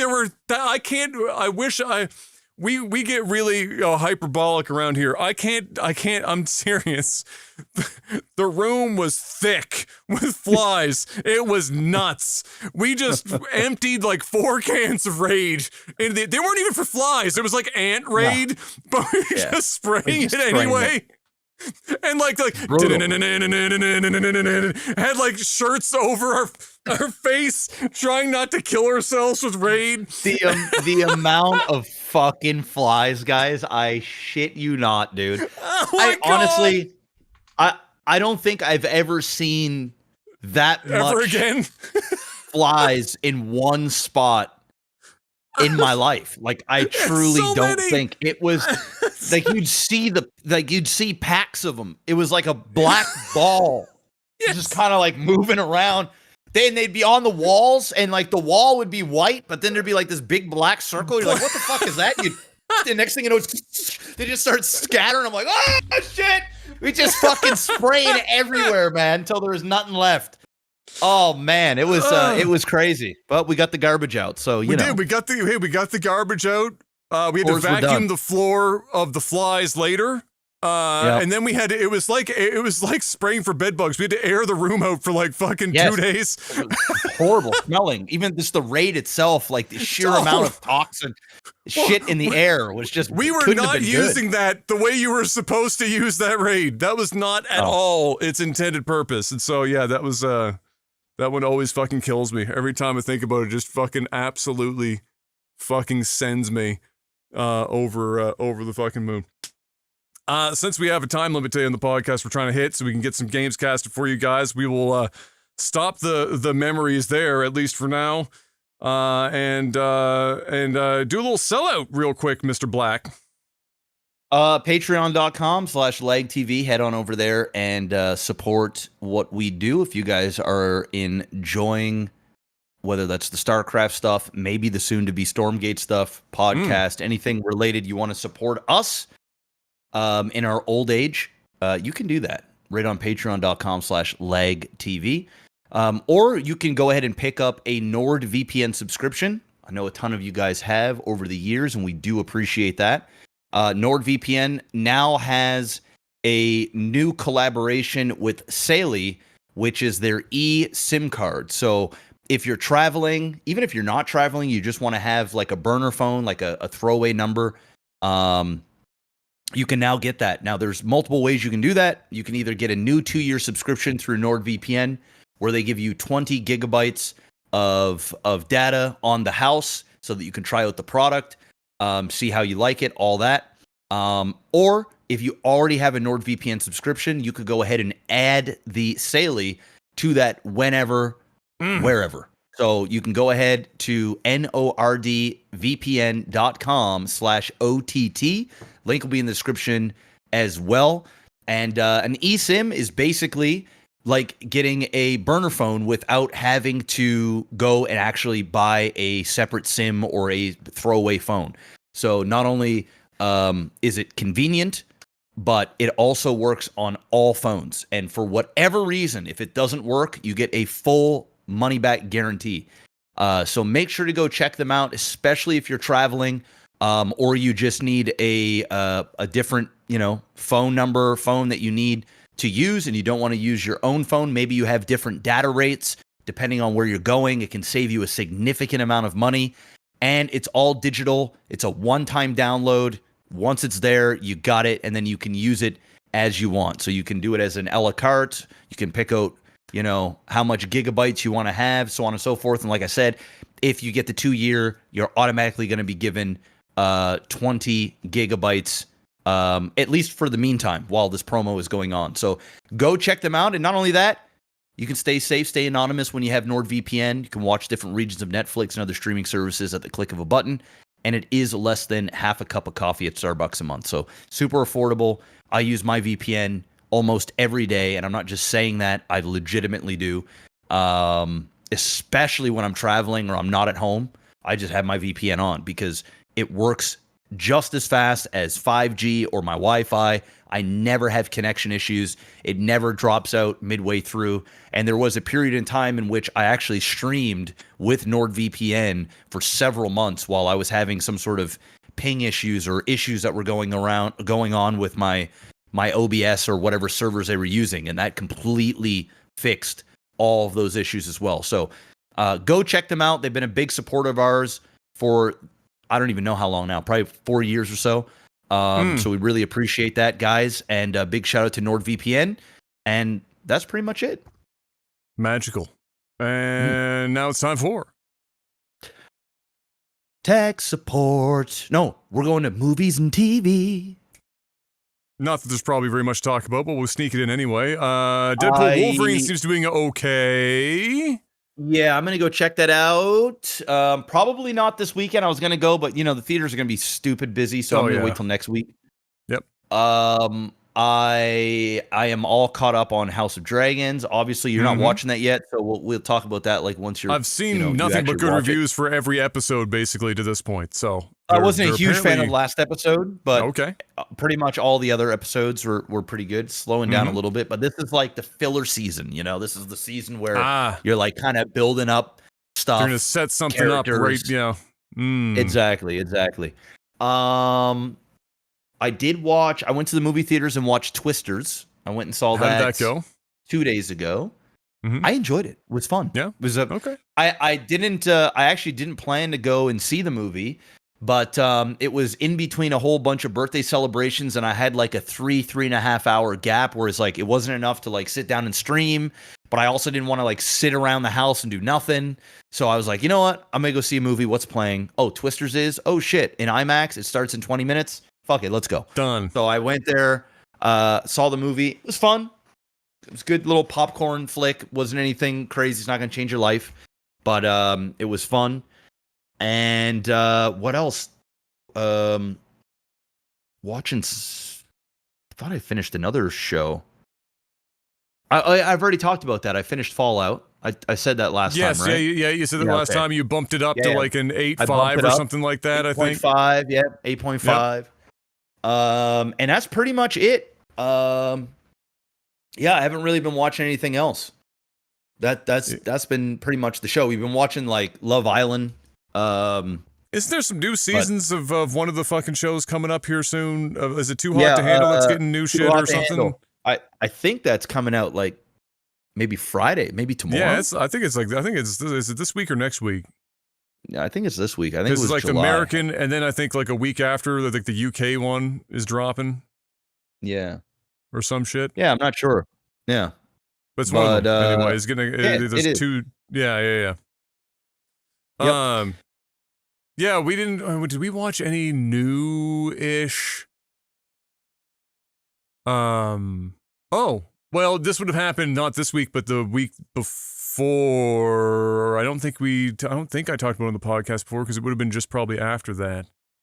We watched the Equalizer 3. We hadn't seen that yet, and it was like it was like an on sale rental for like $3 or something like that, and we couldn't find anything on Netflix or Prime that we wanted to watch, and so we rented it for $3. It's good shit, man. I mean, it was good. That was Samuel, or not Samuel, sorry.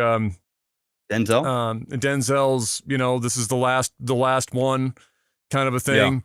Yeah. And I think they did a really good job with that. I enjoyed it. It might be. I think if I had to order them, it might be number 2. Like I think the first one's still the best one. And then this one might be after that, and then 2. Yeah. But this was really close to being my favorite of the 3. It might just be because of the dynamic where the character had more character because the character, like Denzel, is older now, and it changed how he had to operate. He just wanted to chill. He just wanted to retire, be left alone. Enjoy his, he's got a little love interest. Yeah. Just enjoy his peace. Generic. Yeah, it was generic, but it was good generic. Yeah. Like it really did have like a 90s. It did have that 90s action movie type feel. Yes. It was like small and contained. You weren't going from like Tokyo to fucking, you know, Canada down to South America. And, you know, you're just in this one spot. You know, you've got like the mob or the mafia or something along those lines. Then Italian. And then you've got like the cops that are kind of like, are they crooked? Are they not? And then you've got Denzel. And then you've got movie magic. Yeah.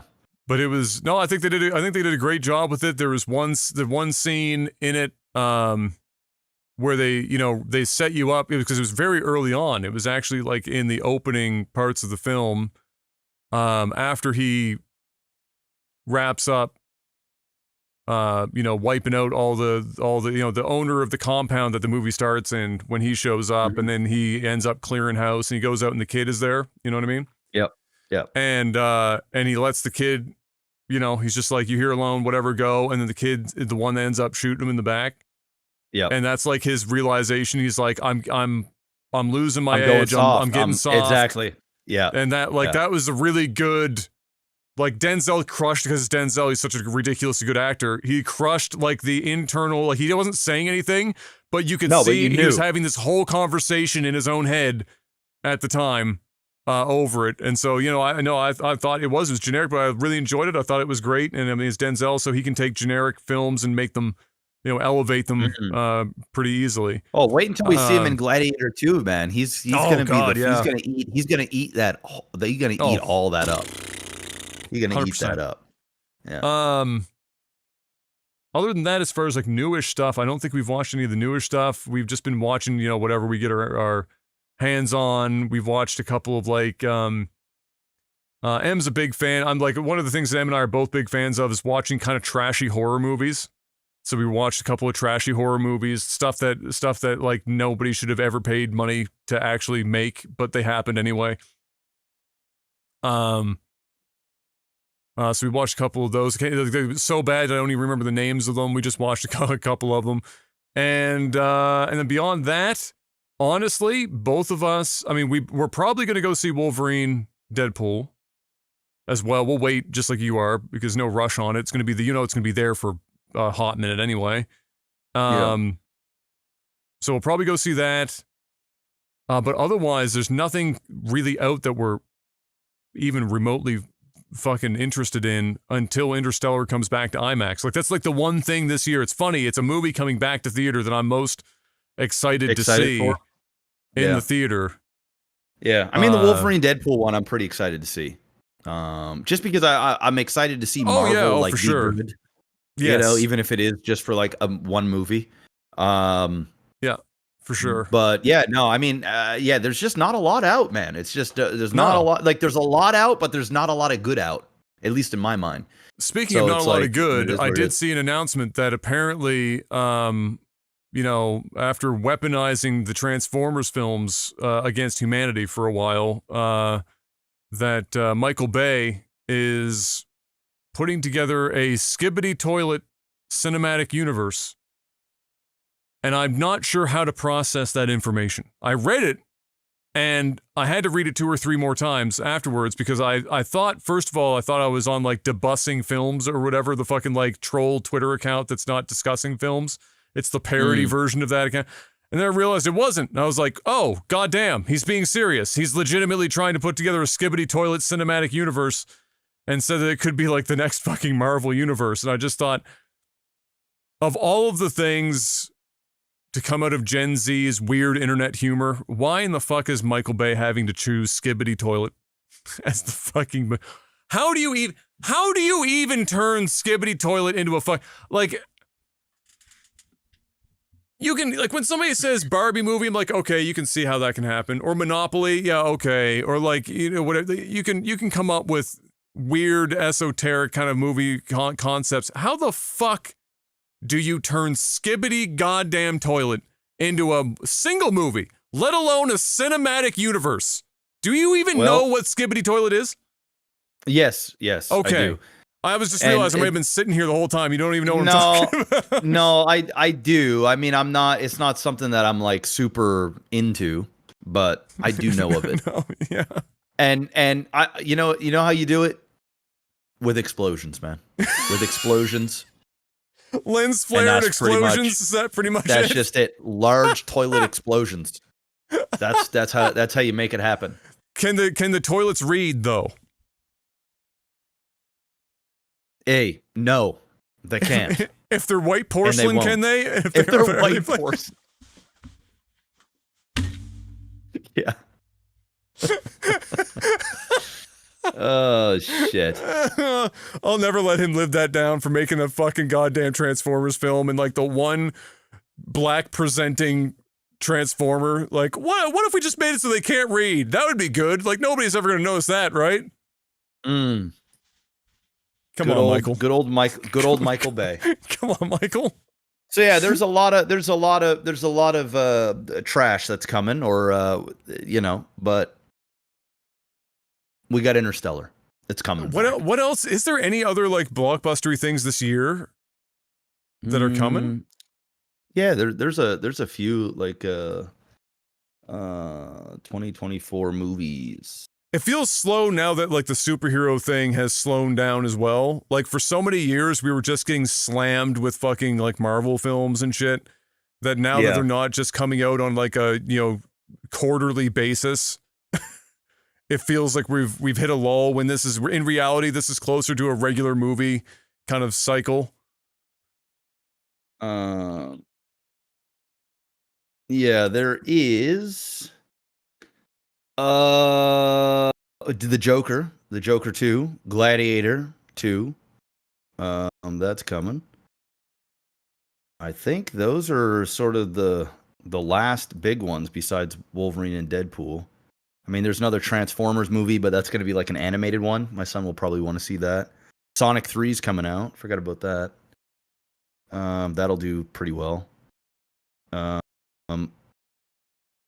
Outside of that, that's it. That's what it looks like anyway. Yeah. Moana 2 is coming out. What can I say except don't care? Yeah. Well, I mean, if you were a parent, I don't have a kid. You'd. And you know what though? Even if I did have a kid, do I want to subject that child to Dwayne "The Rock" Johnson singing? I don't know. Maybe not. Hey, it's okay, except you're welcome. Welcome. Yeah, that's pretty much it. Yeah. Kind of a slow end of the year. Crazy. No wonder they're releasing Interstellar in IMAX. There's nothing else happening. Not much going on. I wonder how much money that's going to make for the short time it's in theaters. I don't know how long of a run they're giving it. It's probably not going to be an insane amount, but it'll be. It'll make some money. It'll make some money. They'll get my money. Oh, Em never saw it in IMAX when it was first out. Oh. So I just said to her, I said, "Listen, I might oversell this to the point where you're not going to care when you actually see it, but I need you to know that shit is going to change your life." She was like, oh, "Okay." She's not going to give a fuck, but the whole time I'm going to be there, dude. I'm going to be looking over at her every 5 seconds, like, yeah. Making sure she's understanding what she's witnessing at the time. But yeah, there you go. So there it is. Movies and TV. Not a lot going on, but that's all right. It is the summer months. And now it's time for tech support.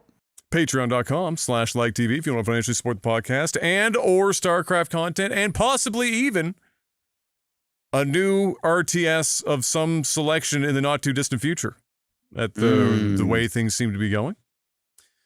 $5 or more a month get you a couple of perks, but chiefly you can ask us questions on a post I put up on the Patreon account right before the podcast called Tech Support, where you ask questions, we give you answers in the time that we have. Zonix said, my province is currently on fire. I'm going to guess Alberta, because Alberta is indeed, at this moment, on fire. What is the most extreme weather you've ever faced? Most extreme weather? I mean, White Wan was pretty... I was thinking White Wan. Yeah, I mean, I don't think we've ever had weather like that extreme in my lifetime. Like, to the point where... like, everything's fucked. Power line, poles, fucking, everything's fucked. It was a hurricane. To put this in perspective, it was a hurricane, but with snow. Yeah. And like to the point, like it was surreal when it was when the snow stopped and you went outside and you would go on the street, you couldn't see anything because like the banks were so high that like it just completely changed the look of you couldn't your neighborhood see anything. where you couldn't see anything. like you couldn't even see cars. Like cars were just they were gone. They were under feet of snow. It was like for those who don't know. So it's called White Wand because we had a hurricane here. It was like the first major hurricane to hit landfall in a very long time at that point. And it was called Juan. And then that following winter, I think it was the same winter, the same calendar year, we got hit with this insane snowstorm. That was incredible high winds, nutty amount of snow overnight. So they called it White Wand because of that. And I can't remember what the snowfall speed was. All I remember is that when I woke up the next morning, I couldn't see out of any basement windows. And when you went upstairs out onto the back deck, you could walk right off the back deck onto a snowbank.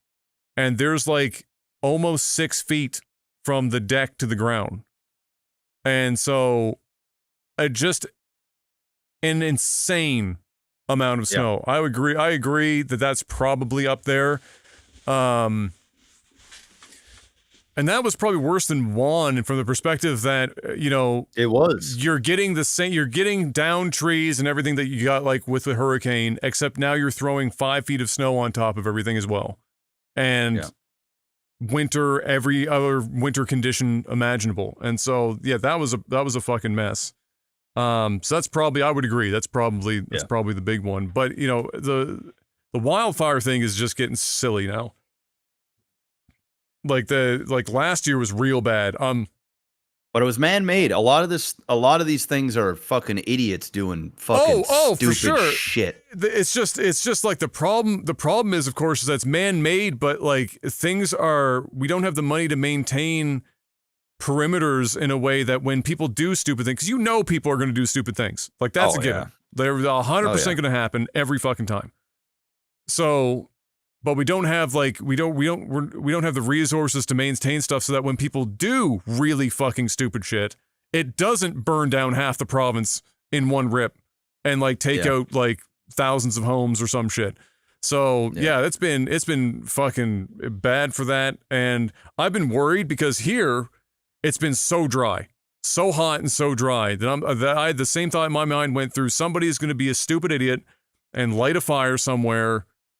And with the weather we've been having, everything is like bone fucking dry. Dude, I don't know what the hell you'd even do to stop a fire at this point in this province. So Godspeed to Alberta. Because it's bad out there right now for sure.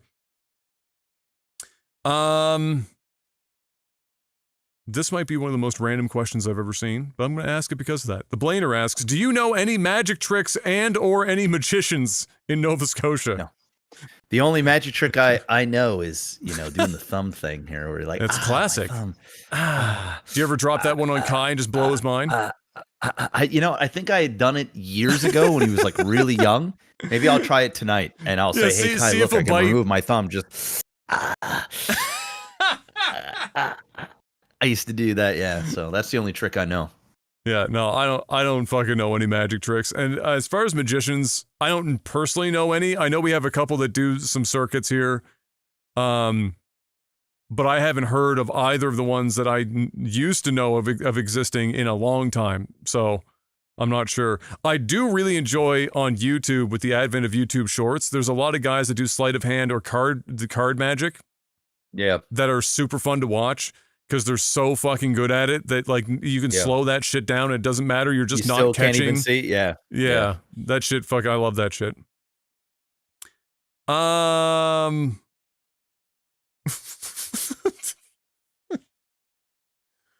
Mr. Black, we're going to Flavor Town. Do you know who I'm referencing if I say we're going to Flavor Town? Are you talking about Flavor Flav? Guy Fieri, the fucking Guy. Yeah. I actually saw him in Vegas. Oh no shit, really? Not this time that I went, but the time before. He was opening up a new restaurant in between Paris and the new Horseshoe, and he's got a Guy Fieri bar there, and they're doing a grand opening, and he was there, and he same thing, the stupid fucking bleach blonde, spiky hair. Yeah. So that's related because Josh asks, would you rather have disgusting sex with Guy Fieri and no one knows about it, or let Guy Fieri eat your ass but he gets to tell everyone? Man, what the fuck? I gotta keep it a buck, bro. I gotta keep it a buck. I gotta let him tell everyone. The worst part I can't. The worst part of it is I visualize the whole thing. Like, that's the worst part, is I just literally in my mind fucked Guy Fieri or whatever the fuck. Guy Fieri. Oh my god. You're gonna let him eat your ass? I feel like it's a loss either way, but if I'm gonna be dick deep in Guy Fieri, I feel like that's way worse than having him just be brown nosing my shit. I just gotta be honest. That just sounds worse. Because what you get to say is come on, guys, time to go to Flavor Town, and then no, that's the shit. No, bro. I mean, fuck. I mean, no, I don't like either option. No, terrible options. Just awful options on both accounts. It depends. It depends on how long you got to have sex with Guy for, right? Like, okay. If I just got to stick my tip in, right?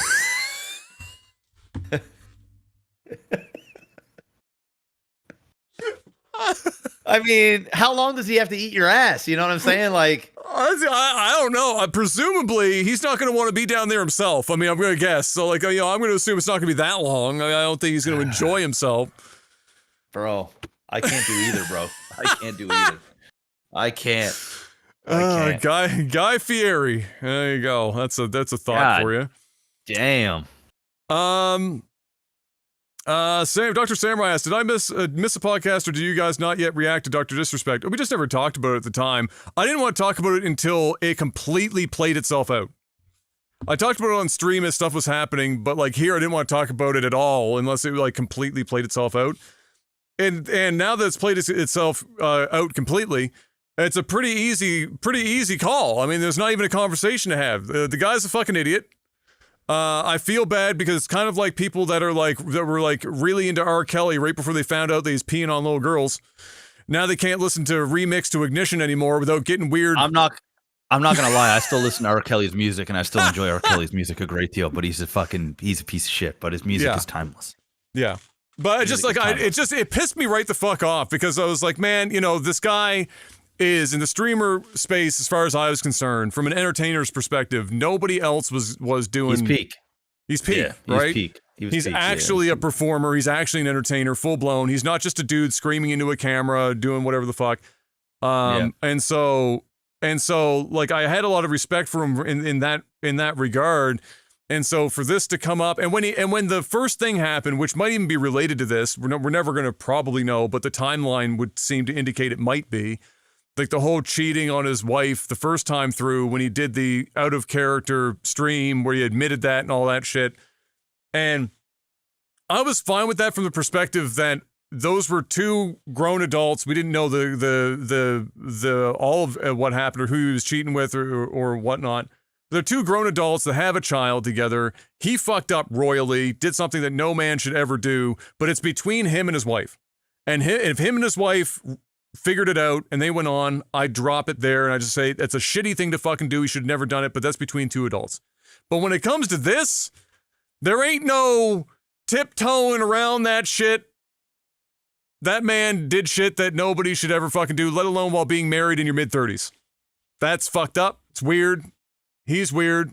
I'm salty about it because now I've lost all this respect I have. I still respect what he did as an entertainer, but outside of that, disrespect. I mean, Jesus Christ, dude. What the fuck are you doing? Keep it in your pants, bro. Fuck. What are you doing? Yeah. I mean, who knows, bro? Who knows? I mean, I pretty much am in the same boat. Dude, I'm getting tired of hearing about creators doing this shit. You find it weird how many of the, like, what is going on? Are we not in, thankfully, are we not in the Kool-Aid? Like, what the fuck is going on with these creators? You know what it is? You know what it is, man? These creators, at least, I mean, I'm not a psychologist, so I'm not trying to fucking, trying to get in the mind of a mentally disturbed fucking twat that talks to kids. But I'm gonna go and just guess that fame, money, the industry that we're in is young. Yeah, it just is by default. Yeah, by default, right? And people just using their I don't want to necessarily say their position of power, but like using their fame as a way to, I don't know, it gets to their head, take advantage of people. I don't know how else to say it. And I don't really talk about the stuff because like it's everywhere. Yeah, like it's every day I'm on Twitter or X. It's constant, whatever you want to call it. It's pedo now this, there's some pedo chick that from fucking Mr. Beast. Yeah, from camp Mr. Beast. That, like, some she's chick talking is doing to it. Fucking I don't, dude. the I'm receipts just at on the that point one now were fucking weird, by the way. Listen, at the end of the day, if you are making sexual advances on a minor, get help. You're dead to me anyway. You're just dead to me. Yeah. There's a lot of things that people can do, right? I think abusing children or fucking I don't know. There are very few, like, if any, roads back. Yeah. That's a hard no, dog. You talk about marriage issues, millions and millions of people, fucking half of the married people have, issues in their marriage or whatever. Whatever Dr. Disrespect, and him and his wife. Do I respect a man or a woman that, 2 times their family, especially when the wife is pregnant and stuff? Like, no, I don't respect that at all. It doesn't mean that I'm going to, I mean, some people would just stop supporting them altogether, and that's their right. You don't have to agree with, you can think of it however it is that you want to think of it. That wasn't the deal breaker for him. You know what I mean? Like there's, that wasn't the deal breaker. The deal breaker is, you talk to underage people and you're saying vile things, like you're saying edgy or fucking perverted things to minors, bro. No, just, I mean, how, like just think about it. If Dr. Disrespect is a guy that is what, like fucking 6'8", rich, famous. Yep. He could two-time his wife with virtually any woman that, fancies that type of thing. And there's a lot of them. Oh, there's a ton of them. But you're gonna, do that stuff with somebody that isn't even a legal age, or at least, insinuate, like, man, try and meet up with people, or I don't know what the thing is. One way or another, dude, it's all nasty, and I try not to talk about the drama within the community, within the gaming space too much, because that's all we see. Yeah, it's constant. Like the good stuff we don't talk about anymore, and it's always the bad stuff. And then there'll be people that are like, well, the bad stuff should be talked about and it should be aired out. Well, it is aired out. I mean, what the fuck? It's that Dave Chappelle thing where it's like, that meme where it's like, well, what does Ja Rule think? Who cares I think? Who gives a fuck what Maximus Black thinks, or Jeff or Adam thinks? Like, do you really, do you need that? You know what I mean? Like, I'm not adding any value to the conversation. I just don't support him. You know what I mean? I'm done. I don't watch his stuff anymore. I think that's what people sometimes are just looking for. It's just, it is what it is. It's like, do you or do you not support this? Is what I think people are like digging for. And the shitty thing is about it too, dude, is that in a lot of cases people are looking to like try to trap people in corners and stuff with that kind of a situation. It's 100% what it is, bro. Like you saw it the most. You saw it the most with like the people that Doc worked with in the space over the years. So whether it was Tim or Nadeshot, and people were like asking Nadeshot about it and stuff, and like what he was saying, like, what do you want me to? He's like, what exactly do you want me to say? Obviously, I'm not okay with anyone doing what he did. It's not like, and then but they wanted him to like have this big thesis, dissertation. They want his friend to shit all over, because the other thing is I don't know the relationship all that much. I really don't. Yeah. And Dr. Disrespect is probably I wouldn't necessarily say, like, in the streaming world it's a little weird, because I have acquaintances, friends that like I've talked to for years in the content creation space, right? Like, you're my actual friend. Yes, right? Exactly. So if there's a scandal around you, right? Yeah. Which I know none of these things that we're discussing is ever even a possibility. No. For whatever reason, you upset the internet for whatever reason. I might not agree with what you've done, but like, I know you. And there's a different dynamic where, you got to have some, at least for me, I love the friends that I have, and I got to have some level of compassion or understanding. But there are obviously lines in the sand where it's just like, dude, there's just a line you don't cross, right? And then that makes it also very awkward, probably, because I don't know what the relationship is that he has with certain creators. And the thing is, man, is somebody, and I've had tons of people ask me over this last little bit, what do you think about Ava from Mr. Beast or Dr. Disrespect and all this other stuff? And I don't really say anything. I usually just kind of ignore it. I just let it go. I fortunately, I'm not famous enough where somebody is like, yo, you need to say something, because you being quiet is basically not necessarily supporting this, but at the same time, you're not denouncing it. You know what I mean? And it's like, dude, there's so much shit that goes on in the world and or even in the gaming sphere that, do I really need to comment on everything? And if anybody has got to ask me, am I okay with somebody being talking a pedo? Up a minor, You're fucking stupid. Do I even need to answer that, you dumb motherfucker? Like, are you fucking stupid? You really think I support those actions? It doesn't necessarily mean I need to go on Twitter and write a fucking thesis on it. Yeah, exactly. It's common sense. I'm a father. The fuck? Like, you dumb fuck? What the fuck is wrong with you? Of course I don't think it's cool at all. It's disgusting. It's something I can't even think about. It's so ridiculous. So, people coming out and saying this and saying that. Now, the thing that I will say is, when people get the heat, is when somebody goes out and they have such a strong stance on one side of the aisle, but then when it has to do with somebody that they're closer with, or that they think that they're their friends, now they don't want to say anything. That part, I think, in my opinion, I could be wrong, right? It's just my opinion. Mm-hmm. You deserve to get called out if you want to make such a stance on people you don't like, but then the people that you like or you have a relationship with, you don't want to say anything under the same set of circumstances.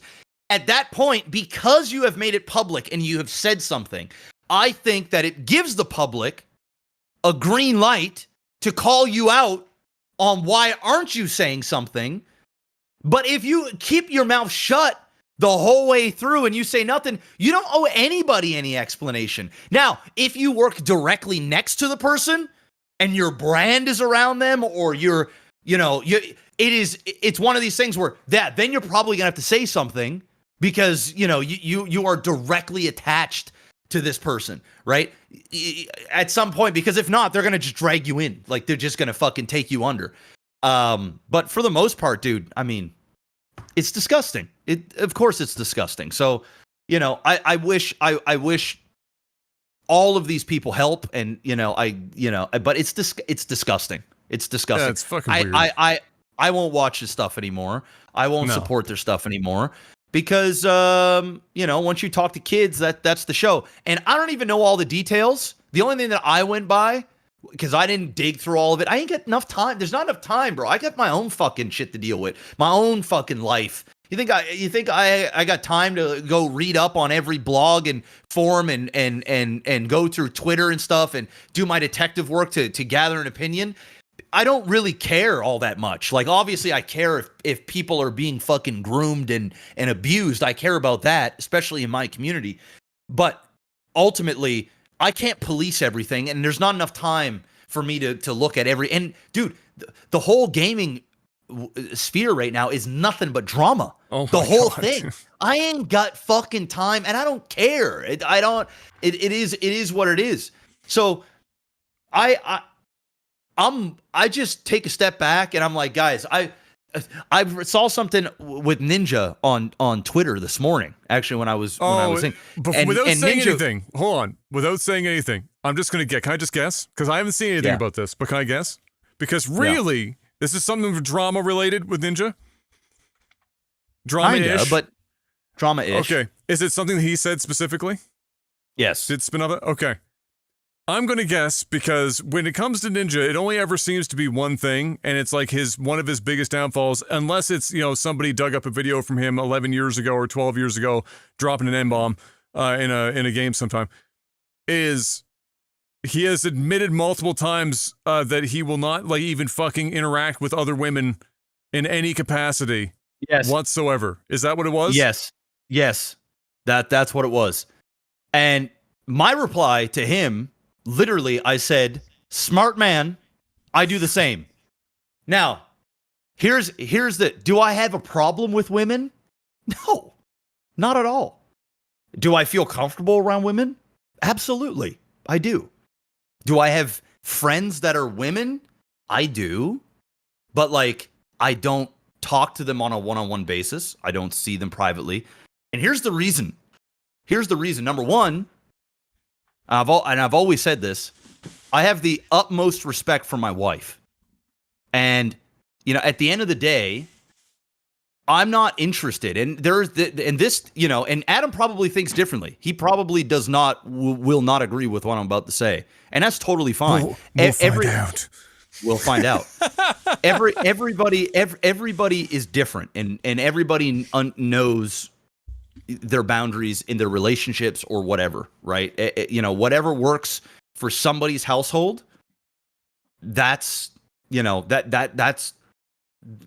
works. You have no business prying into somebody else's life unless they invite you to do so. And in some cases, you still got to hopefully be respectful.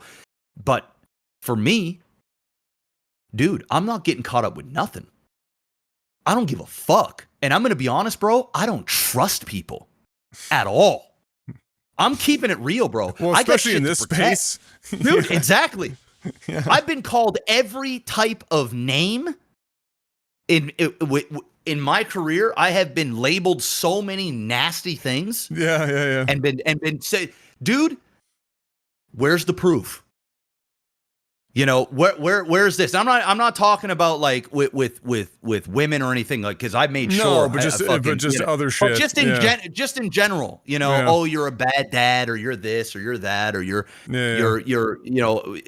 whatever the case may be, right? I've been called, like, just from role play standpoint, been called misogynistic, been called all kinds of crazy, outlandish stuff, right? And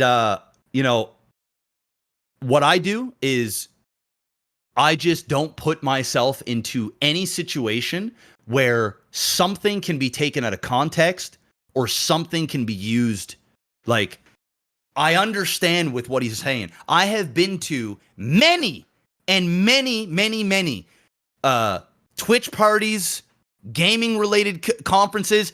I see what happens with my own eyes. I've seen it. And the moment the shit starts going down, there's booze, there's anything of that nature, I'm with my guys and I'm gone. It's bye.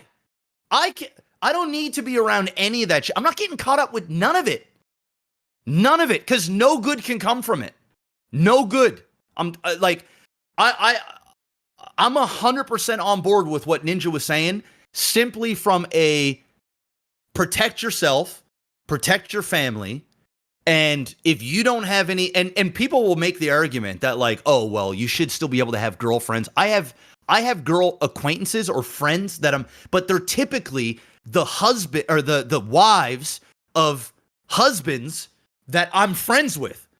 I don't follow any women on social media outside of people that I've worked with or my peers that I stream next to that I respect as a peer.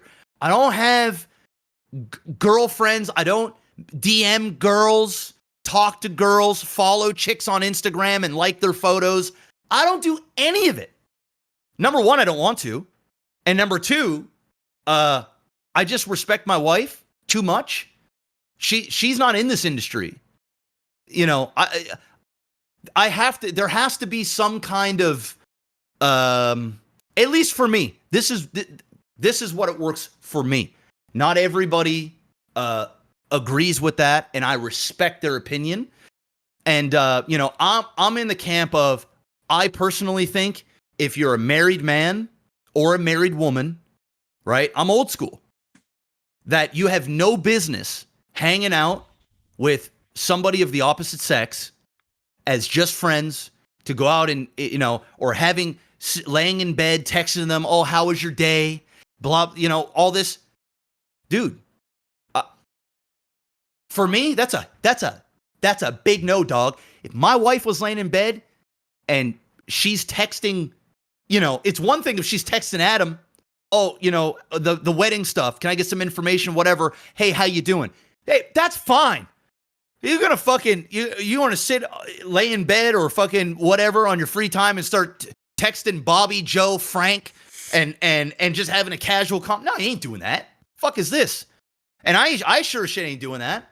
Yeah. I just think it's disrespectful.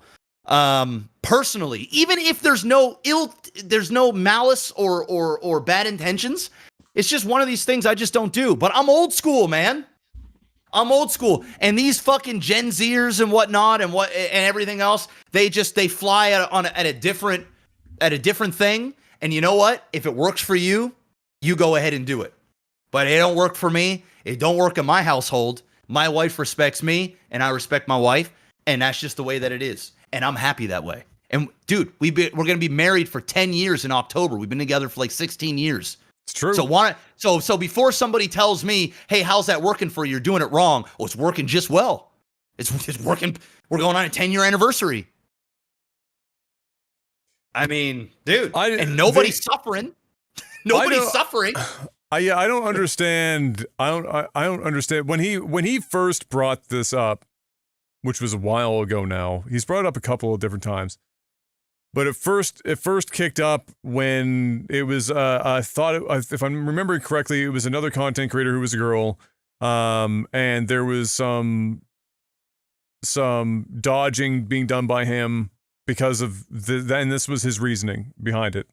Eventually would come to light, and there was a big discussion around that and whatnot. Yeah, I don't think that there's any problem operating like that. I don't think that by itself, just choosing in this space specifically, for sure, choosing not to interface with female content creators on a one-on-one basis or even in small group stuff, I don't think there's anything wrong with that. I think that's fine. No. It's just a choice to not do it. It's not hurting anyone. If anything, it might hurt the individual not doing it because it's limiting their options for collaborative work. but they're doing it for reasons like you would have stated, and it's not really. I don't. So when people come at it from a weird angle about it being like sexist or whatever, misogynistic, that's just a weird take. And I saw some people extending this to like external his work. I don't know what his take is on, outside of the content creation industry. If Ninja's dodging a dentist that's a female, that would start to get a little fucking weird. I mean, that's weird. That's weird. But like, but from the standpoint of within the industry that, that he is in, and like you were saying, all the stuff that happens that everyone can see all the fucking time, and the context of things and just not trusting people. I don't think there's really anything wrong. I think he should stop fucking talking about it, because unless he's weaponizing this kind of press to just get his name back out there because it works every time. Like if he doesn't want people to keep talking about this shit, he should probably stop talking about it himself and just do whatever the fuck he wants.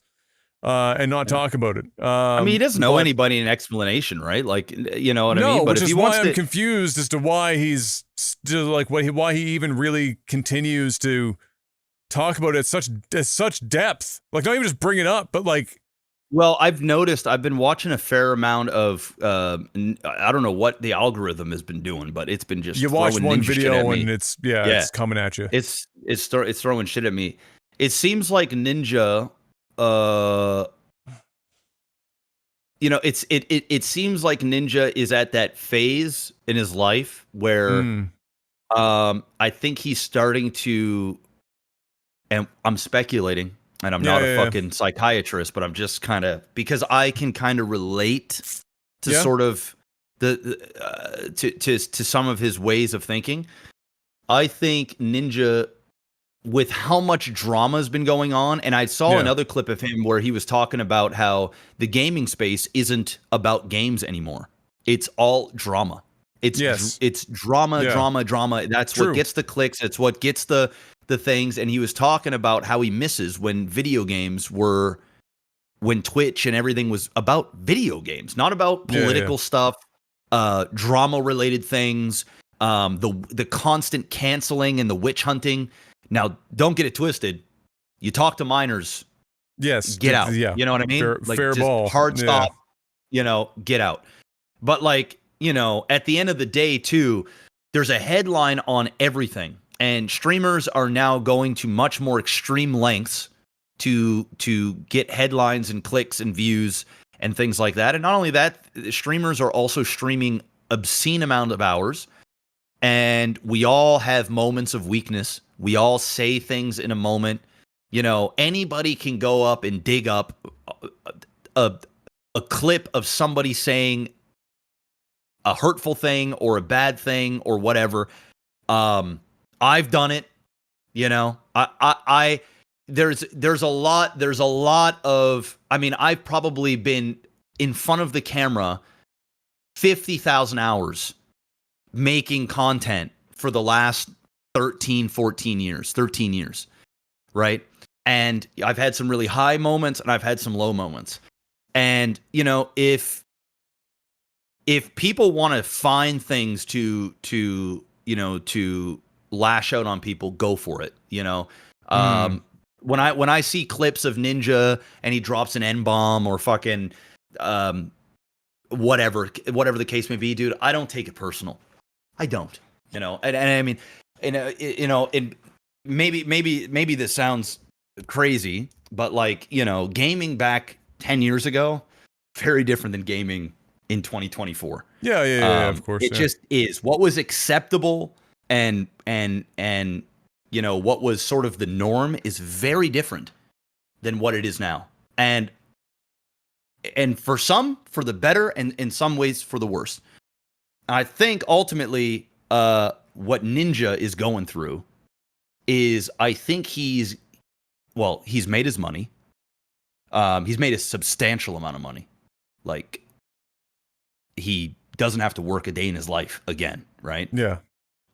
He's been in the industry for a long time, a very long time. So he's seen it all. And he's, we've seen it all, but he's most certainly, like, at that level, there are things that he's probably even seen and heard and stuff that is on even a much greater scale than what we could even fathom in terms of drama, just backdoor deals, talking, that sort of stuff. I can't imagine.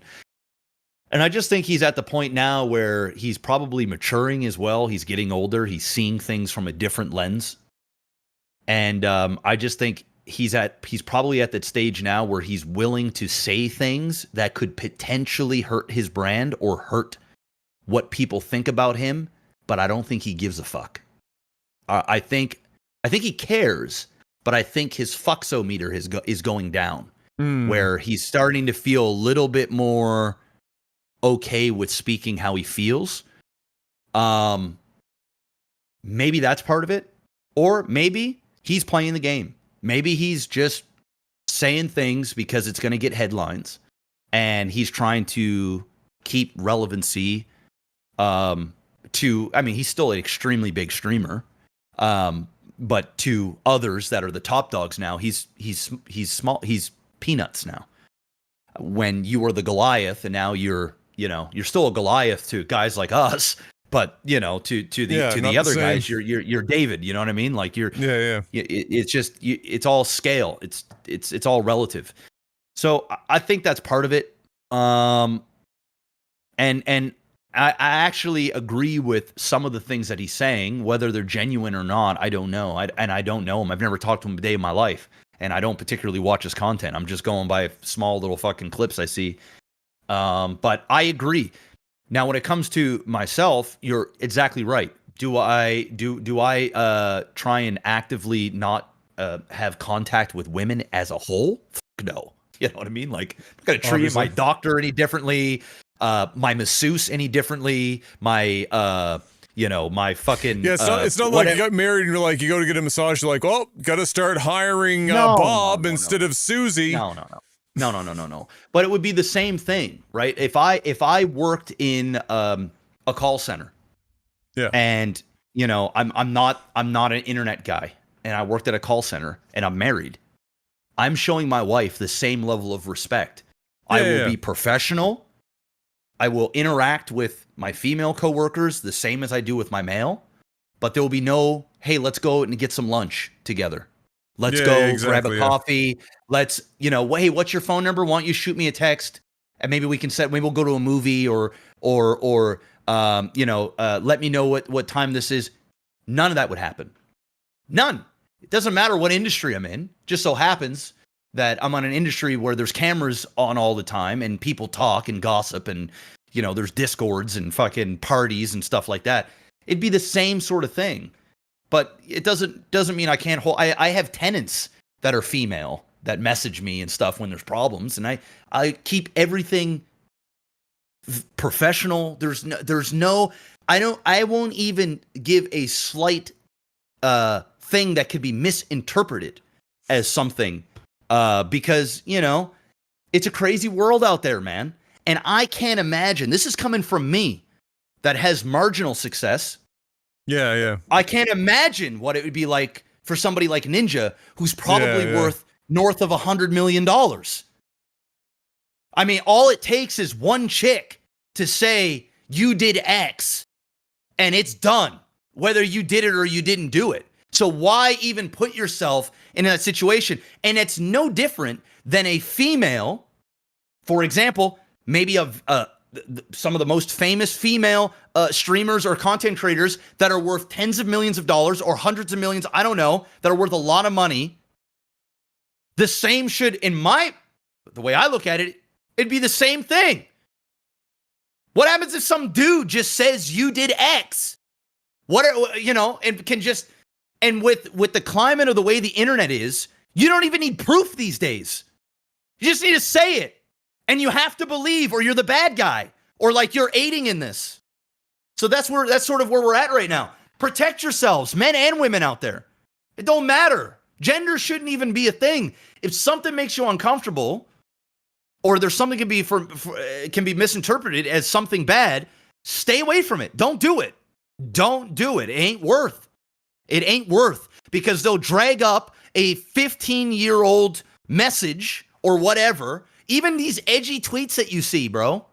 I mean, how many times have I seen content creators say some pretty fucking wild stuff 10 years ago on Twitter, and then something happens and that's being used as a way to say, oh yeah, well that's that. I mean, some of it is just, I mean, if some of it is, you shouldn't just say it, period. But like, I mean, dude, this is the climate we live in. Yeah, scary times, bro. It's scary times. I can certainly understand it. It does sound to me when he talks about it, it does sound to me like he does maybe take it a bit fucking maybe farther than he maybe needs to. Yeah. But again, it's his choice. It's whatever. I don't think, I don't know why people get all fucking bent at a shape for it. Yeah, I mean, I don't worry about it, and I don't even mean like in a professional sense or anything. I don't worry about this kind of stuff much because, it might be because my lived experience of, in all my relationships, there's never been cheating on either side. There's never been any of that. I've always had trust in both directions. And so, while it's true, you're never going to see me like, I have friends who are girls, but you're not going to see me like go out on a one-on-one lunch date and whatnot, unless, but like, again, like, but if it happened, like, I know that there has been over the years, I can think of a couple times that has happened, but it's because they're going through some shit and they need to talk to somebody. So I just go out for a fucking lunch and we talk about that shit and that's it. It's not like I'm making it a fucking weekly, sit down, get together. But if you're friends with somebody, the way I look at it is if you have friends who are, and I have to look at it this way too, because M is Filipino. M has 1 trillion friends. They are men and women both. And there are a fucking billion of them. At no point am I ever concerned about it because I don't know. She's not like that. They're not like that. Like, nobody is being predatory. Everyone is kind of normal. I mean, the Philippines is a different animal from here anyway. Like, we're culturally speaking, we're in two different fucking, like, entirely different universes. But yeah, but personally, because I've never been in a situation, I think, with relationships where there's been any cheating, and I've never even approached having thoughts of doing it myself. I've never thought, I really, honest to God, it never crosses my mind. I don't, like you said, I don't put myself in shitty situations like that where it could be bad, but it never fucking crosses my mind because I know she's not worried about it. She knows I'm not worried about it. And it's just fucking whatever.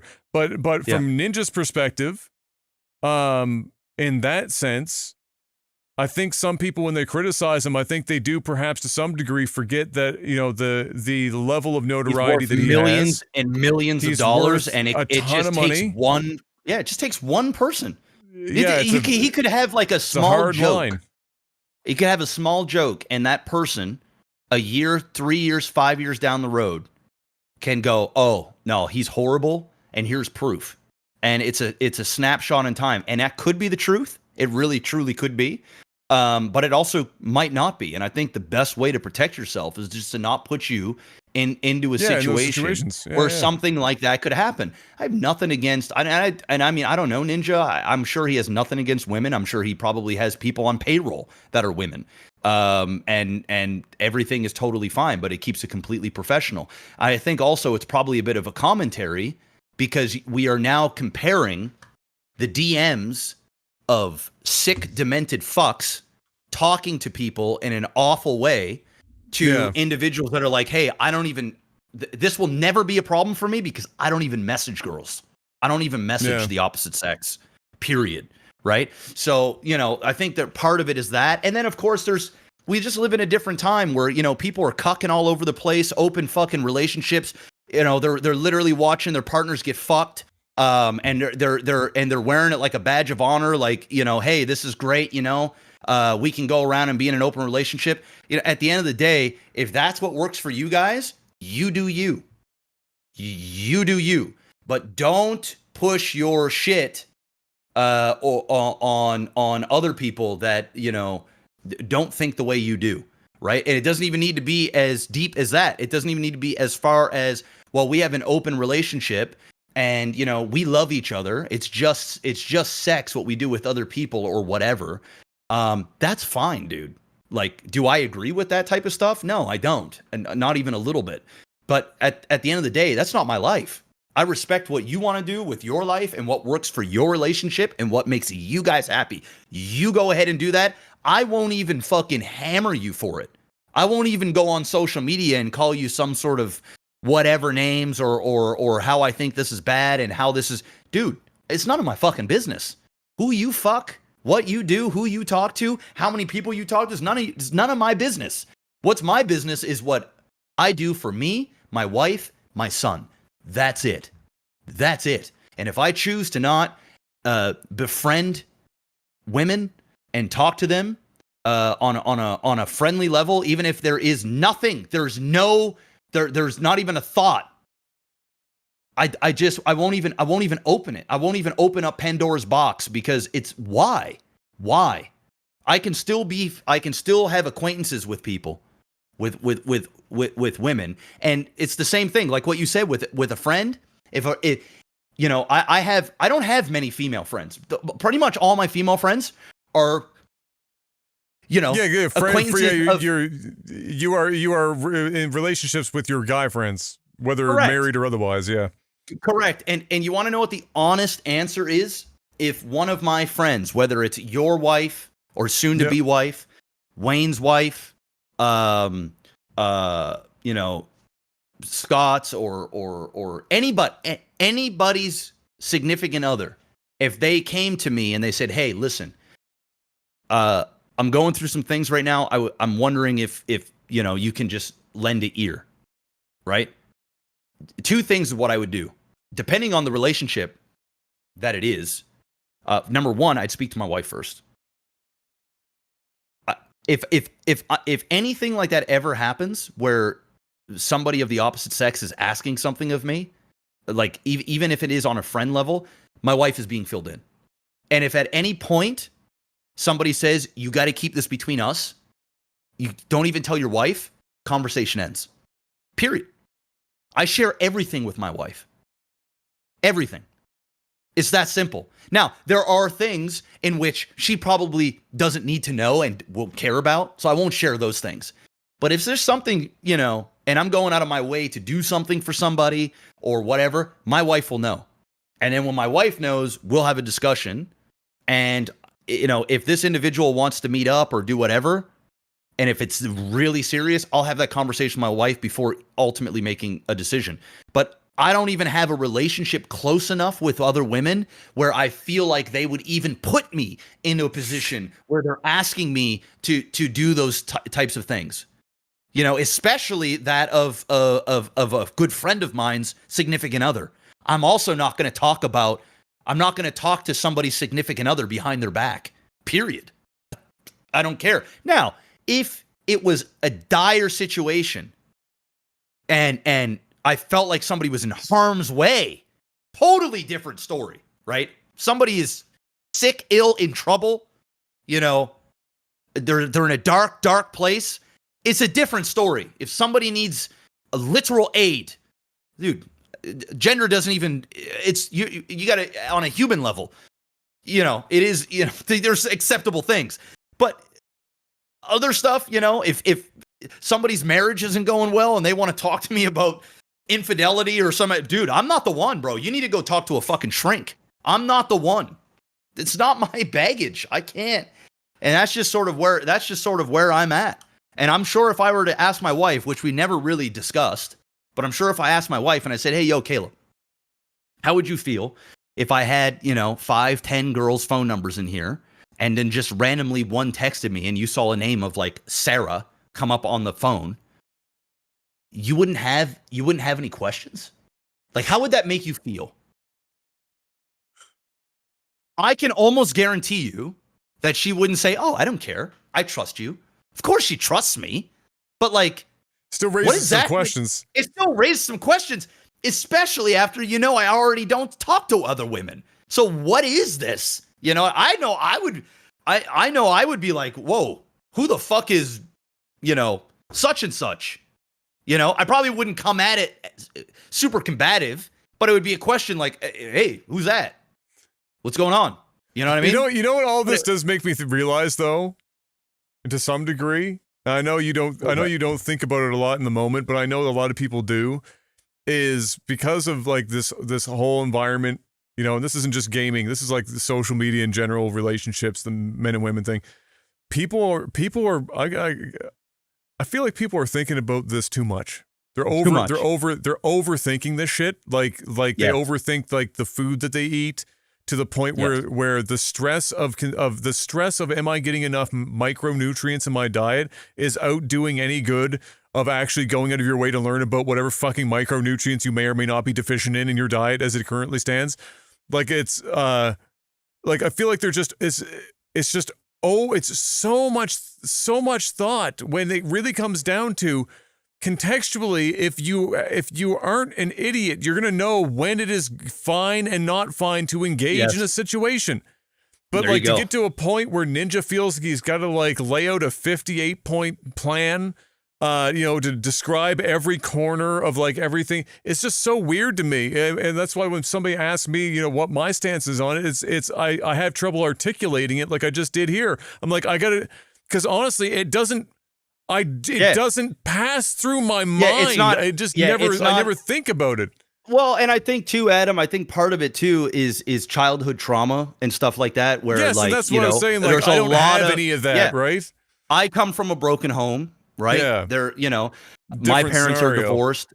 Kayla's parents are thankfully together. But I think ultimately it comes down to a life experience, how you're brought up.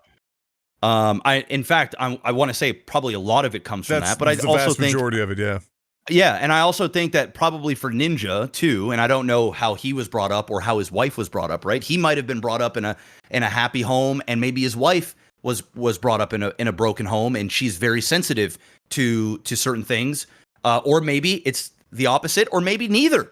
Maybe this is just something in which they do. But also think about it, the guy is super famous. If he's playing games publicly with other women, what are the chats going to say? What are they going to DM the wife? What are they going to, it's one of these things where instead of just dealing with potential bullshit, just stay away from it. And that way, yes, it sucks. Probably going to lose out on having some great collaborative efforts with people of the opposite sex. That they would both enjoy a great deal on a 100% just a professional basis, be great for community, all that stuff. But at the end of the day, if something is going to bring stress or if something's going to bring drama, stress, or just bad energy into your home when the cameras are off, and it's just you and your significant other, and maybe your kids or pets or whatever, and the persona goes away, and it's just you guys in the moment. If something is going to cause harm to that relationship or stress within that home, stay away from it. You don't need to do anything to please anybody else. You owe nobody anything. You got to worry about you and your family, and that's it. And the values that you guys keep in your home.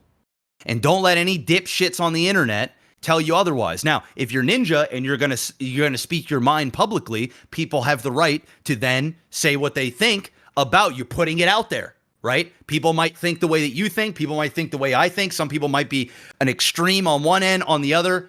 Hey, that's open for discussion when you put yourself out there like that. But ultimately, it doesn't mean you got to listen to them. No. Just go on about your life. I don't really think it's that complicated, right? No, it's no different. It's no different than I'm old school. I prefer that I'm the man of the house. This is gonna trigger people. Don't care. Fuck you. I'm the man of the house. I pay the bills, the vast majority of them, even before I had any success. Pay the majority of the bills. There are duties that I've been brought up and values that I have as a man that I'm supposed to do and that I'm supposed to have the burden on. And that is my purpose in life. That is the foundation. And as to have a compatible wife, my wife needs to be able to do and enjoy doing X, Y, and Z. They don't enjoy doing X, Y, and Z, we're not compatible. If they expect me to do A, D, and F, and that isn't my nature, we're not compatible, right? So I'm old school. And to the ones that want to do everything 50-50, your duties are this, that, by all means, hey, if it works for you and your family and your values, I support that. I support fucking independent women and men that do what they do if they're happy. But I'm old school. So, there's been many a times where my stream would ask like, oh, who does the cooking and all this, bro. I cooking? No, I don't do it. And it's not because, well, number one is I don't really want to, but I'm also really bad at it. I'm horrible. I probably cook one meal a year. Well, actually I do barbecues. I barbecue for the family. That's my thing.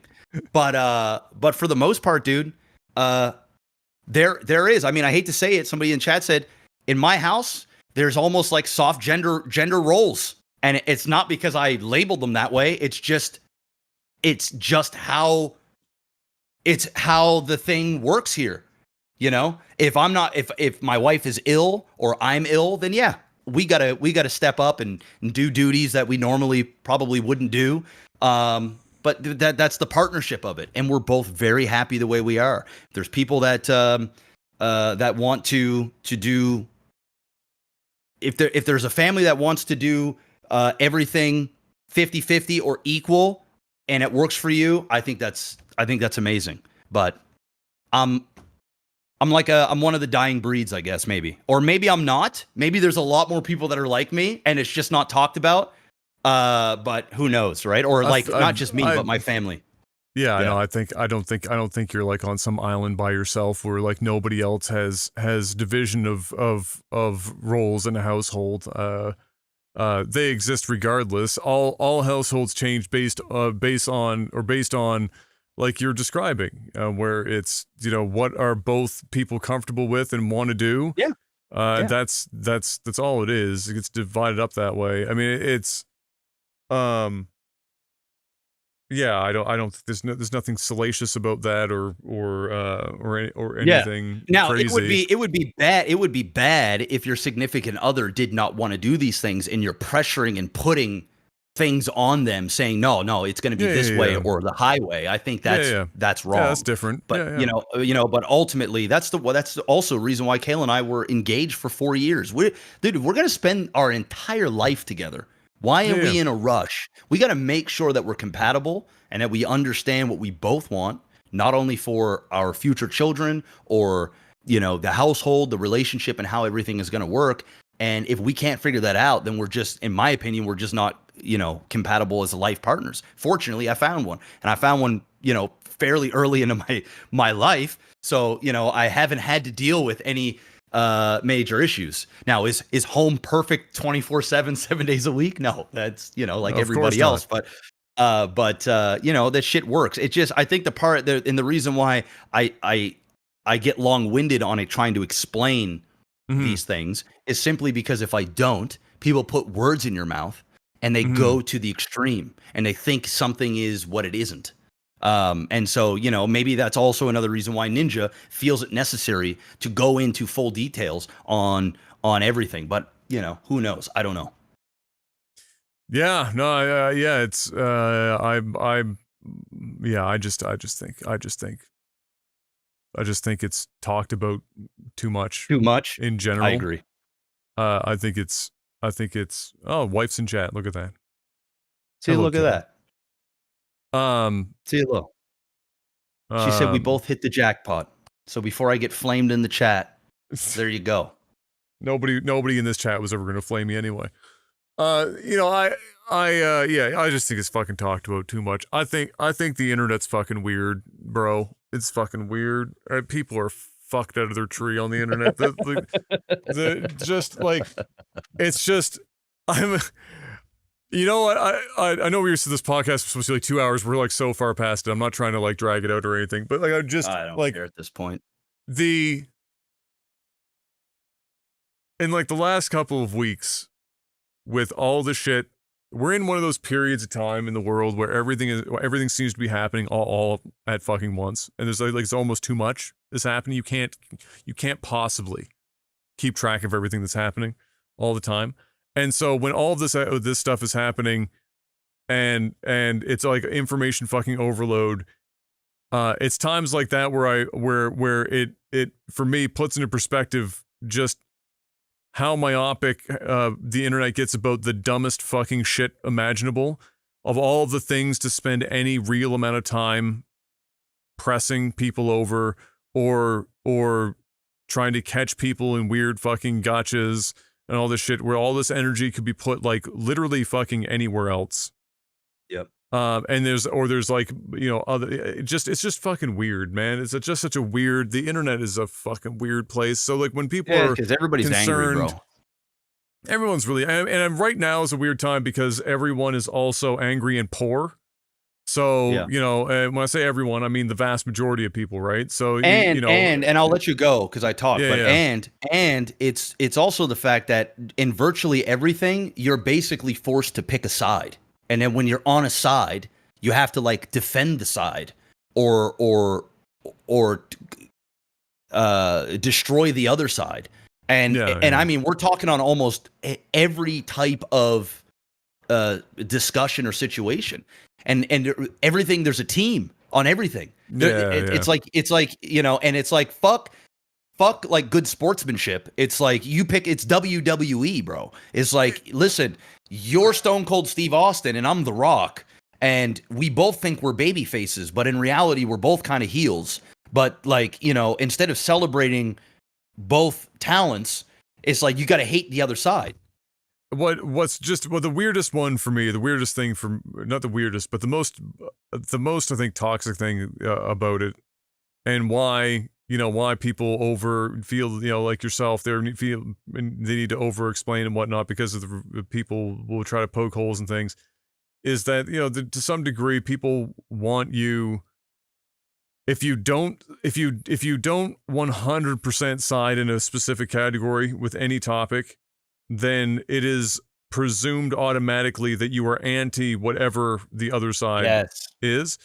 And so there's zero fucking nuance at all. So like, for example, sitting here listening when you were discussing this whole situation, and the longer you went, the more elaborate the scenarios where you may or may not be comfortable doing one of these things, where it's like, well, if it was the third Tuesday of a January and the temperature had risen and it was raining outside, the snow had cleared, and there was somebody in distress, but only from a distance. And if I was within 17 feet, but not 16 feet, then like when people get to a point where they have to start getting that fucking deep about it, it tells me that that people have got too much. I don't mean the people themselves saying it, but too much goddamn time on your hands, like to be worried about people's lives like that. I think Sargent said it. You know, he said it in chat. He's like, too many people on the internet know too much about other people on the internet. I think it's true. I think people also are, it's like, there's a lot of miserable people too. It's just a lot of busybodies and miserable fucking people. Because I think about it, Adam. If you're happy in your life, right? Yeah. Say everything's firing all cylinders, right? Work life's good, home life's good, everything's chilling. You know, you get your 2 vacations a year. Everything is fine. Are you really going to be on the internet nitpicking and bitching and got an opinion on virtually everything there is? No. The ones that do this are miserable people, and misery loves company, and they will stop at nothing to basically project their misery onto other people. Now, there is a time and place to speak out and stand up and say something for what you believe in. Ain't nobody taking that away from you. But the vile nature of what's been going on and how it just progressively gets worse and worse and worse. All it is just angry people that got nothing better to do with their time than to just go out there and shit on other people. Well, it just gets crazy. Like, take for example, Kamala Harris, who's now running for president, right? And friggin' what's his name? Netanyahu was at in the States giving his speech, and Kamala wasn't there for it. She's meeting him in person the following day to do a sit-down conversation. She wasn't at his speech, and her not being there, other than the fact that, you know, it was a lot of people doing the usual, well, you know, she's a black woman, there's no way in hell you could possibly make a black woman the president of the United States. But it was because she wasn't there for that. She's now an anti-Semite. She's meeting the man the following day in person, but not being at this speech, therefore implying that she didn't agree with him being there in the first place, or what they were, you know, what he was talking about. And now she's an anti-Semite. Is like, that's the kind of logic leap that's persistent in all the threads we've talked about today. Whether it's Ninja talking about how he goes, well, it's like Ninja mentioned that, he's like, and some people make the logic leap, well, what if your doctor's a woman? You're not going to have a female doctor because you're worried about it? And like, you just have to the point where he had to follow up and mention, he was like, well, obviously if it's somebody like a doctor or something, I'm not going to be worried about. But to further the point, I think that's, you know, to further the point about people feeling the need to be really granular about their descriptions as to what is and is not, you know, within their comfort zone with this, to try to get people to understand where they're coming from, without them doing the, well, what if you don't respect professional women enough to be able to have a professional relationship with them? Not that at all. That's not what's going on. But it's the logic leap is fucking wild, bro. It's always, it is human nature when there's not a certain level of information about something, that the assumption is almost always a leap to the worst possible outcome, which is always always when it comes to, you know, from a government perspective, letting people, the public know certain amounts of information about stuff, is walking the line between letting them know information that if they know too much might become a problem, or if you don't tell them enough, their assumption will become a problem all of its own, because people will instinctually think, holy shit, the worst possible case, you know, replaced by lizard people, and the fucking whole new world order is now, you know, destroying everything.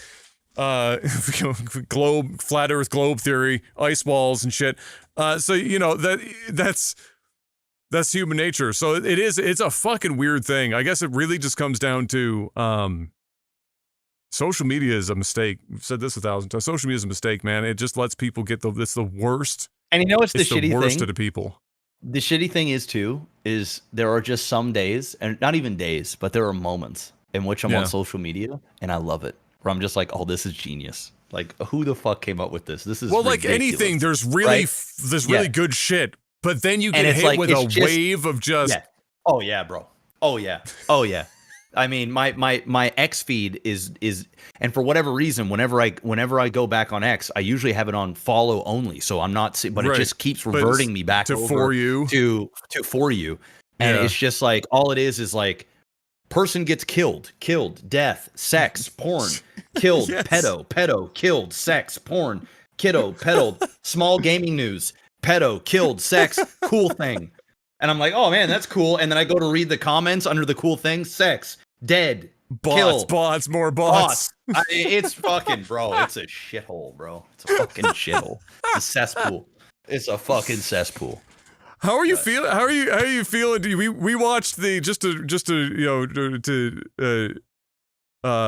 talk about, because now that I partially mentioned it, not talk about it too long, but you were in chat when it was happening anyway. We were talking about, but how are we feeling about this election in the States coming up? It's a lot, dude. In the last 7 days. In the last 7 days, more has happened than I feel like in my entire fucking life in like 1 7 day period. It's fucking nuts. It's a movie. It's a complete unrepentant dumpster fire down there. Oh, it's a dumpster fire, it's bro. Fucking nuts. Listen, man, all I'm doing is I'm sitting back and I'm just watching. I'm just watching it. I'm watching it all unfold. Yeah. You know, obviously, it was pretty crazy to see Donald Trump get shot at live on TV. A fucking absolute. I can't even. You know, yeah, say what you say what you want. Say what you want about the guy. Well, nobody should know. That's crazy. Yeah, nobody needs to. You know, nobody. No, we're going to places now that is like, I mean, dude, if bad things bad things did happen. Somebody lost their life. Yeah. And others were injured. But you know, if more bad things happened and he actually got killed, oh, it would have been anarchy. I mean, anarchy. I mean, the fact that there are people out there that even would dare to even want to see that outcome is, I mean, it's legit scary to think about. Like legit scary. You put away all politics aside. It's legit scary. Don't matter what side you're on or if you're in the middle, or it doesn't fucking matter. That's not how you want it to go down. Like, bro. It's not. Anyone that said that clearly doesn't understand martyrdom at all. Oh. So, like, let's say they really don't like Trump, which, let's be honest, there's a lot of reasons why a lot of people might not like the guy. Of course. He gives people lots of reasons to not like him. But you have to understand that if your goal is you don't want him back in, or you don't want the Republican Party as they currently are, because you disagree with their policies right now, to get back in, the last thing that you wanted would have been him to actually have been hit to the point where, you know, he was gone. That's because that's a full. He's already he's partial martyr status right now, and you can see already how hard they're running with it on partial. Can you imagine the martyrdom angle? No. On that having actually been successful, it would have been complete madness. Madness. It would have shocked the world. I mean, it did shock the world, but the ripple effect would have been so big. Oh my God. That like so many economies, everything would have went to shit. Like, I mean, it would have been very, very, very bad. Very bad. So, brutal. You know, I'm just grateful that didn't happen. But yeah, the whole thing is a dumpster fire. It's moments like these. I'm happy I'm Canadian. I need to see a follow-up debate. I need to see a debate between Kamala and Trump. Oh, I don't think Kamala. I don't know if we are. I don't know if he's going to accept that. I think so. In order for that to happen, because the Dems were the ones that set up the previous one. Like, that was all there, which is a weird thing. Like, they had to have known, somebody had to have more than 5 operating brain cells to know that an hour and a half debate being set up entirely by them was still going to go wrong. And it did, 110%. That couldn't have been worse if they tried. I don't think there's any way, unless they found a way to bait him on ego, to go and do another. Well, that won't debate. take much. Yeah, that wouldn't take much. It doesn't take much. I don't know if she's that good of a debater, to be honest. I don't think she's going to be that incredible at it. But you know who should be better than is Biden. You know, so I mean, yeah. I mean, listen, dude. I don't have a foot in the race. I'm not American. No, I'm just watching. I'm just watching the whole thing. I'm just watching it unfold. It is a real meme. We got our own problems up here, but at the same time, the shitty thing about being Canadian too sometimes is that we do have to have some interest in the States, because what happens there has a pretty substantial impact here. Yeah. And so, you know, do I necessarily want to see the Republicans get back in because of what dramatically changed in the relationship between Canada and the States during that time? Yeah, maybe not. But at the same time, I'm looking at all this, and I know you know there's a lot of fuckery going on both sides to make this happen for their own team. It's a complete gong show from top to bottom. I'm not trying to be that same guy person. If I'm in the States, I'm voting Democrat. I mean, I couldn't when they flipped Roe v. Wade, I can't walk down that road. You like, that was a weird road to fucking, I get why, because of like the Republican voting base, I understand it. But like, that was a road that, like, even if I could agree with other policies that they had, like with the conservatives here, for example, like I don't agree with everything, but I don't agree with everything for the liberals, and I'll probably end up voting conservative up here for the, when the time comes for that reason. But like, if Pierre came out and said, we're going to do the same thing up here, then I'd like, well, I can't follow you down that road. I'm sorry. It's just like, there are certain things you can't fucking do. But like, do I want to see that again? No, obviously not. But at the same time, it's weird. Like, I don't want to, let me put it this way. Apathy is a really dangerous fucking thing for people to have. Mm-hmm. But it's also an incredibly potent coping mechanism that at some point I feel like anyone currently over the age of 20, so old Gen Z starting point, and then upwards of elder millennial, that band, working transitional generations. Apathy has been our strongest coping mechanism for so long now that I'm afraid that it's no longer a coping mechanism. I think it's default. And the problem with it being default is that everyone that's in the primary voting age, and this is not just in the States, it's in Canada too, is over the age of 40 on average, and they lean in a very specific direction, typically the ones that want to show up every time. And it's not always for the best, but the ones that would want to vote, the younger people, are so dejected and apathetic. They don't care. They don't feel like they have any impact. And it's not that they're not wrong entirely, but the problem is that if you do have an entire generation or two that get there, there's way too much room for that to be abused by the political class. Yeah. You can't. You cannot let that, regardless of which side you're on. You're fucked. I mean, it's how you keep a democracy. If you don't go out there, eventually, bro, you're fucked.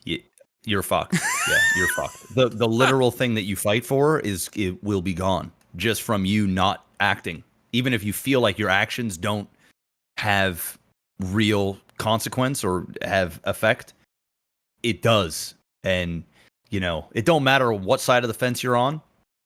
You got to get out there and you got to vote. But you also got to get out there and you got to vote educatedly, and you got to, hopefully you will listen. Which is hard, bro. That's a hard fucking thing to do. I mean, it's hard because the pressure that public puts on you too. Yeah. You know what I'm saying? Like, I'm not a Donald Trump fan. Yeah. Never been a Donald Trump fan. But there are things in which he has done as of late that I respect, and that I think, that I think is that I can get behind. Mm-hmm. But at the same time, there are tons of things that just are irredeemable. And then you look on the left side, and then there's plenty of great over there as well. But then there are things that are just irredeemable. And at that point, you just got to look, and you got to say, okay, what's best for myself and my family? What policies can I get behind? And just like what you said, if the freedom to a woman should have the ability to choose what she wants to do with her body, and if you this, that's my opinion, right? No government or anything. That's just a personal opinion of mine. And I lean more right than I do left. Especially in Canada. The politics are a little bit different. And I've always voted on the left. Just up until these last couple of years. And I think that also just comes with life experience and sort of what you're kind of going through and where you're at in life. And also, the Liberal Party is like a totally different fucking animal than they right now. Oh yeah. yeah. Complete fucking shit show. So just like you, I'm going to be 100% voting conservative, unless Pierre comes out and says, like what you said, some crazy shit, outlandish, wild stuff. Because I think everybody should stick to their morals and what they believe in. And if there are hard nopes, then hey, stick to the hard nopes. you know what I mean? You know, don't compromise your values. Sometimes your values change, and sometimes you get educated enough where your values might change naturally. I don't think that there's a problem with that. I don't think you're necessarily a traitor, but as you grow and you mature and things are different for each individual, that's just the way it is. But I'm with you on that, where it's like, hey, if there are hard nopes, and those nopes, even though you want to vote the other side so bad, you want change, but hey, there's just a thing that you just can't get behind, then hey, you got to do what's best for you in your heart, and is really that simple. I've always respected both sides. I don't do that necessarily because it's the political thing to do, or I'm trying not to upset an audience, or I'm trying to, you know what I mean? Listen, I could have a debate with somebody about specific policies or things that I don't like, but I can also respect other people's points of view and where they're at and the things that they themselves and their values and what they appreciate. You know, for me, it's never about that. I have friends that are extreme on one side and extreme on the other side, and I don't treat them any differently. We don't argue about any of this stuff. It's not like we get into too many political debates anyway. I do consume a lot of it now, probably more than ever in my life, but I don't really talk about it because it's such a charged topic. And to be fair, once again, I don't mind having these dialogues with you privately. I know we're kind of having it here, but 5 people watch us, so it's like it's whatever. But you know, I'm not about to even have a conversation like this in full detail in front of my audience for long periods of time, because then it goes back to what we talked about earlier, where then I feel as though I need to explain and over-explain and give situations and stuff just to kind of calm the fucking, you know, the thing. But the whole thing's a fucking meme and a half, and it's a scary meme because it's very real, it's very charged, just please, no violence. My God, dude, it's scary. It's fucking very, very scary. But you know, I wish them all the best out there, bro. But I have my popcorn ready, and I'm fucking ready to go. You know, I'm ready to watch this shit go down. It is. Because you know, I've been I won't say who, but we have a mutual friend that's very invested in this. I think you know who I'm talking about. Is very invested in this stuff. And they'll roll through, and we'll talk about it occasionally. And I got to a point where it's just like, I got to be honest with you. You know, I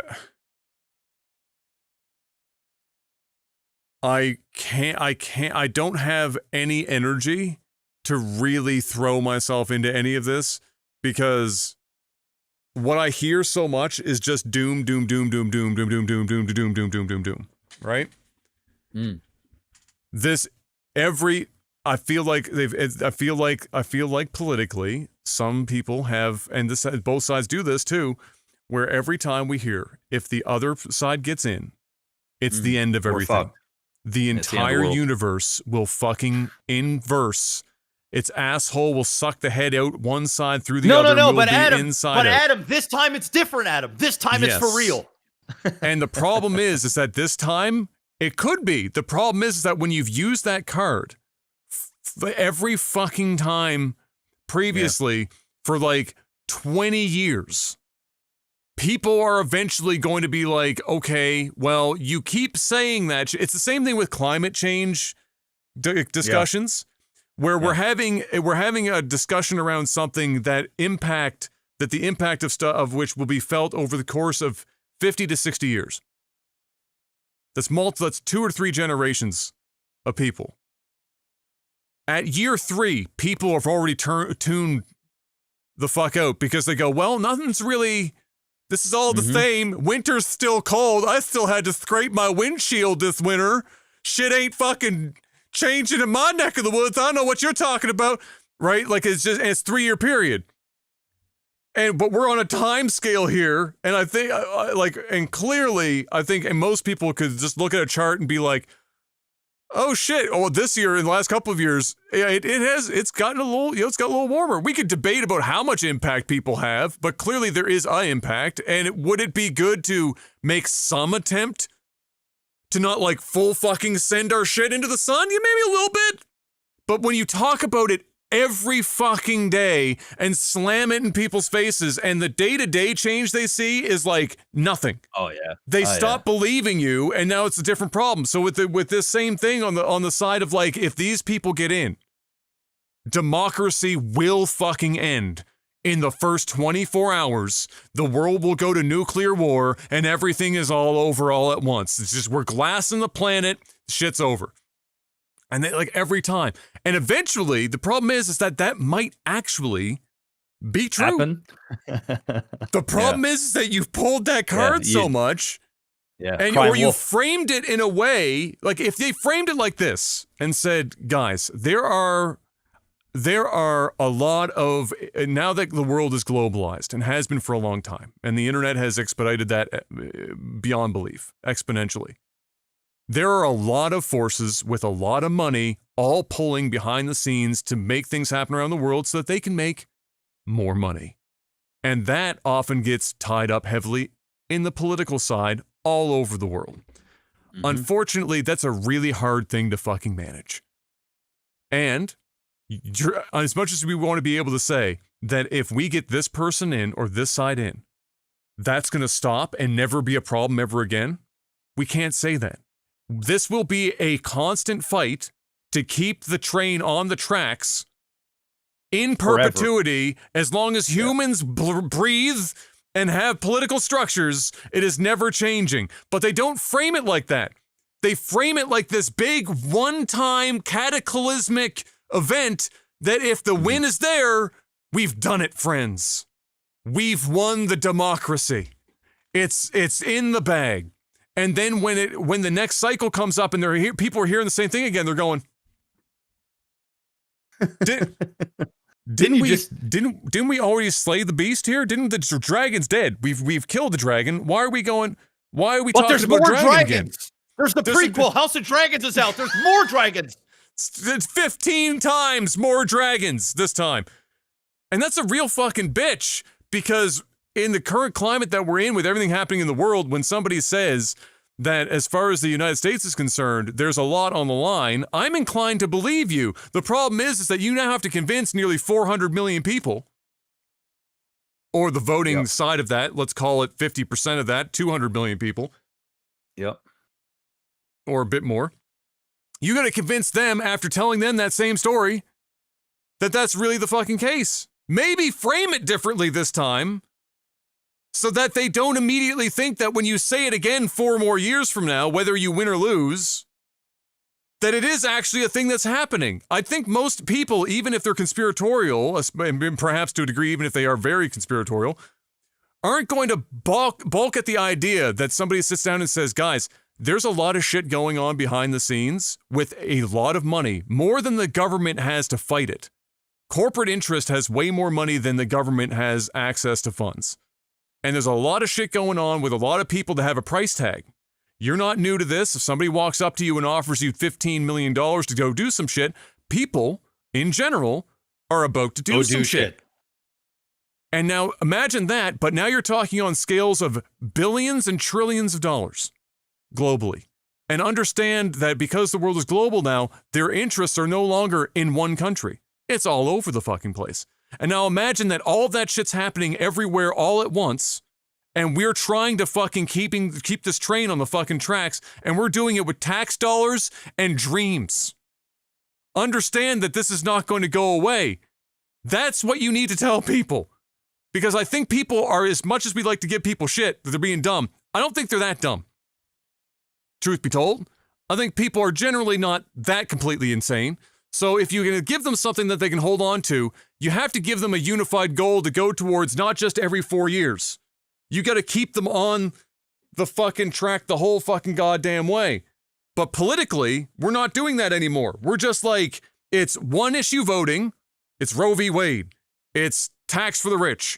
It's healthcare. It's the border. It's these single issue voting situations. In Canada, it's You know, some random bill that we just signed in. It's axe the tax. It's fucking what these like on. If you listen to Pierre Poilievre, he sounds like goddamn Dr. Seuss. He goes out in question period and he rhymes every word, and he just like, I do not like green eggs and ham. I do not like them, Sam. I am. And then everyone in the audience is like, oh, got him. It's like watching it's like watching the two whitest people ever do like a fucking rap battle. It's like, yeah. They tried to get you to do a little bit of immunization, but we gotta save the nation, son. We're up to our shit, and it's just fucking bad. You go to Tim Hortons and you think immigration. What's you gonna do?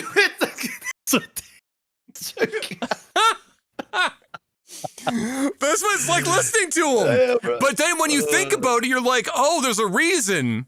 It's because people don't have time to learn politics. But if you can get them something rhyming in their head, all of a sudden, you know what it reminds me of? Yeah. It reminds me of those car radio commercials where it's like, oh call my God. Something 1877 cash now. 77 cash now. That's pretty much the political. If I ask you what's Greco's phone number, do you know what it is off the top of your head? 310-3030 Greco. Or the 310-3030. 3030 Greco 310-3030. Ow. See? It's good. That's the shit, right? So but that should tell you exactly or how much of that is happening versus if you go back and watch presidents or prime ministers talk publicly before and then you listen to them now, it's like you're in a fucking different, you're an alien visiting another world now. It's fucking weird. And so it's because people are in, but nobody has the time. Their information overloaded. Disinformation becomes popular because it takes 15 times more effort for the other side to disprove the disinformation than it does for the other side to just come up with some bullshit and fucking throw it out into the ether and hope that the person gets angry enough on the other side to hear it that they never even listen to the other side. And so all of that, it's just, so all that's happening and billions of dollars are getting funneled in to prop all of this shit up at once. And we're sitting back and somebody's like, so how you feeling about shit? And I'm like, well, what the fuck? How am I supposed to feel about any of this? Like, what am I supposed to do? I've got Dr. Seuss for a fucking prime minister candidate up here. Down in the States, we've got a guy who literally built a career off of like $1 million investment from his father and lying through his teeth and grabbing them by the pussy, who just got fucking convicted on 34 charges, but still got an hour and a half on national television from the opposite party, giving him a platform to smoke the fuck out of Joe Biden for all that time. This is how am I supposed to feel? Like, am I supposed to be like hopeful about what's going on here? Yeah, but Adam, did they do that on purpose though, Adam? Did they send him out to the slaughters, huh? Did they do that on purpose? Usher in the next... Hillary Clinton's in the background with the puppet strings. Obama's back there with Hillary. Just making shit happen. Yeah. Hey, America, it's politics, all right? Hey, I got my popcorn ready. I'm ready to go, all right? It's true. And I'm ready to go. This is the end of the podcast. It's 3 hours and 30 minutes long, but we're making up for the lack of it last week. We'll see you guys on the next one. I'm sweating like a pig in this room right now. It is so hot in this room. Until we see you guys next week, God fucking bless you.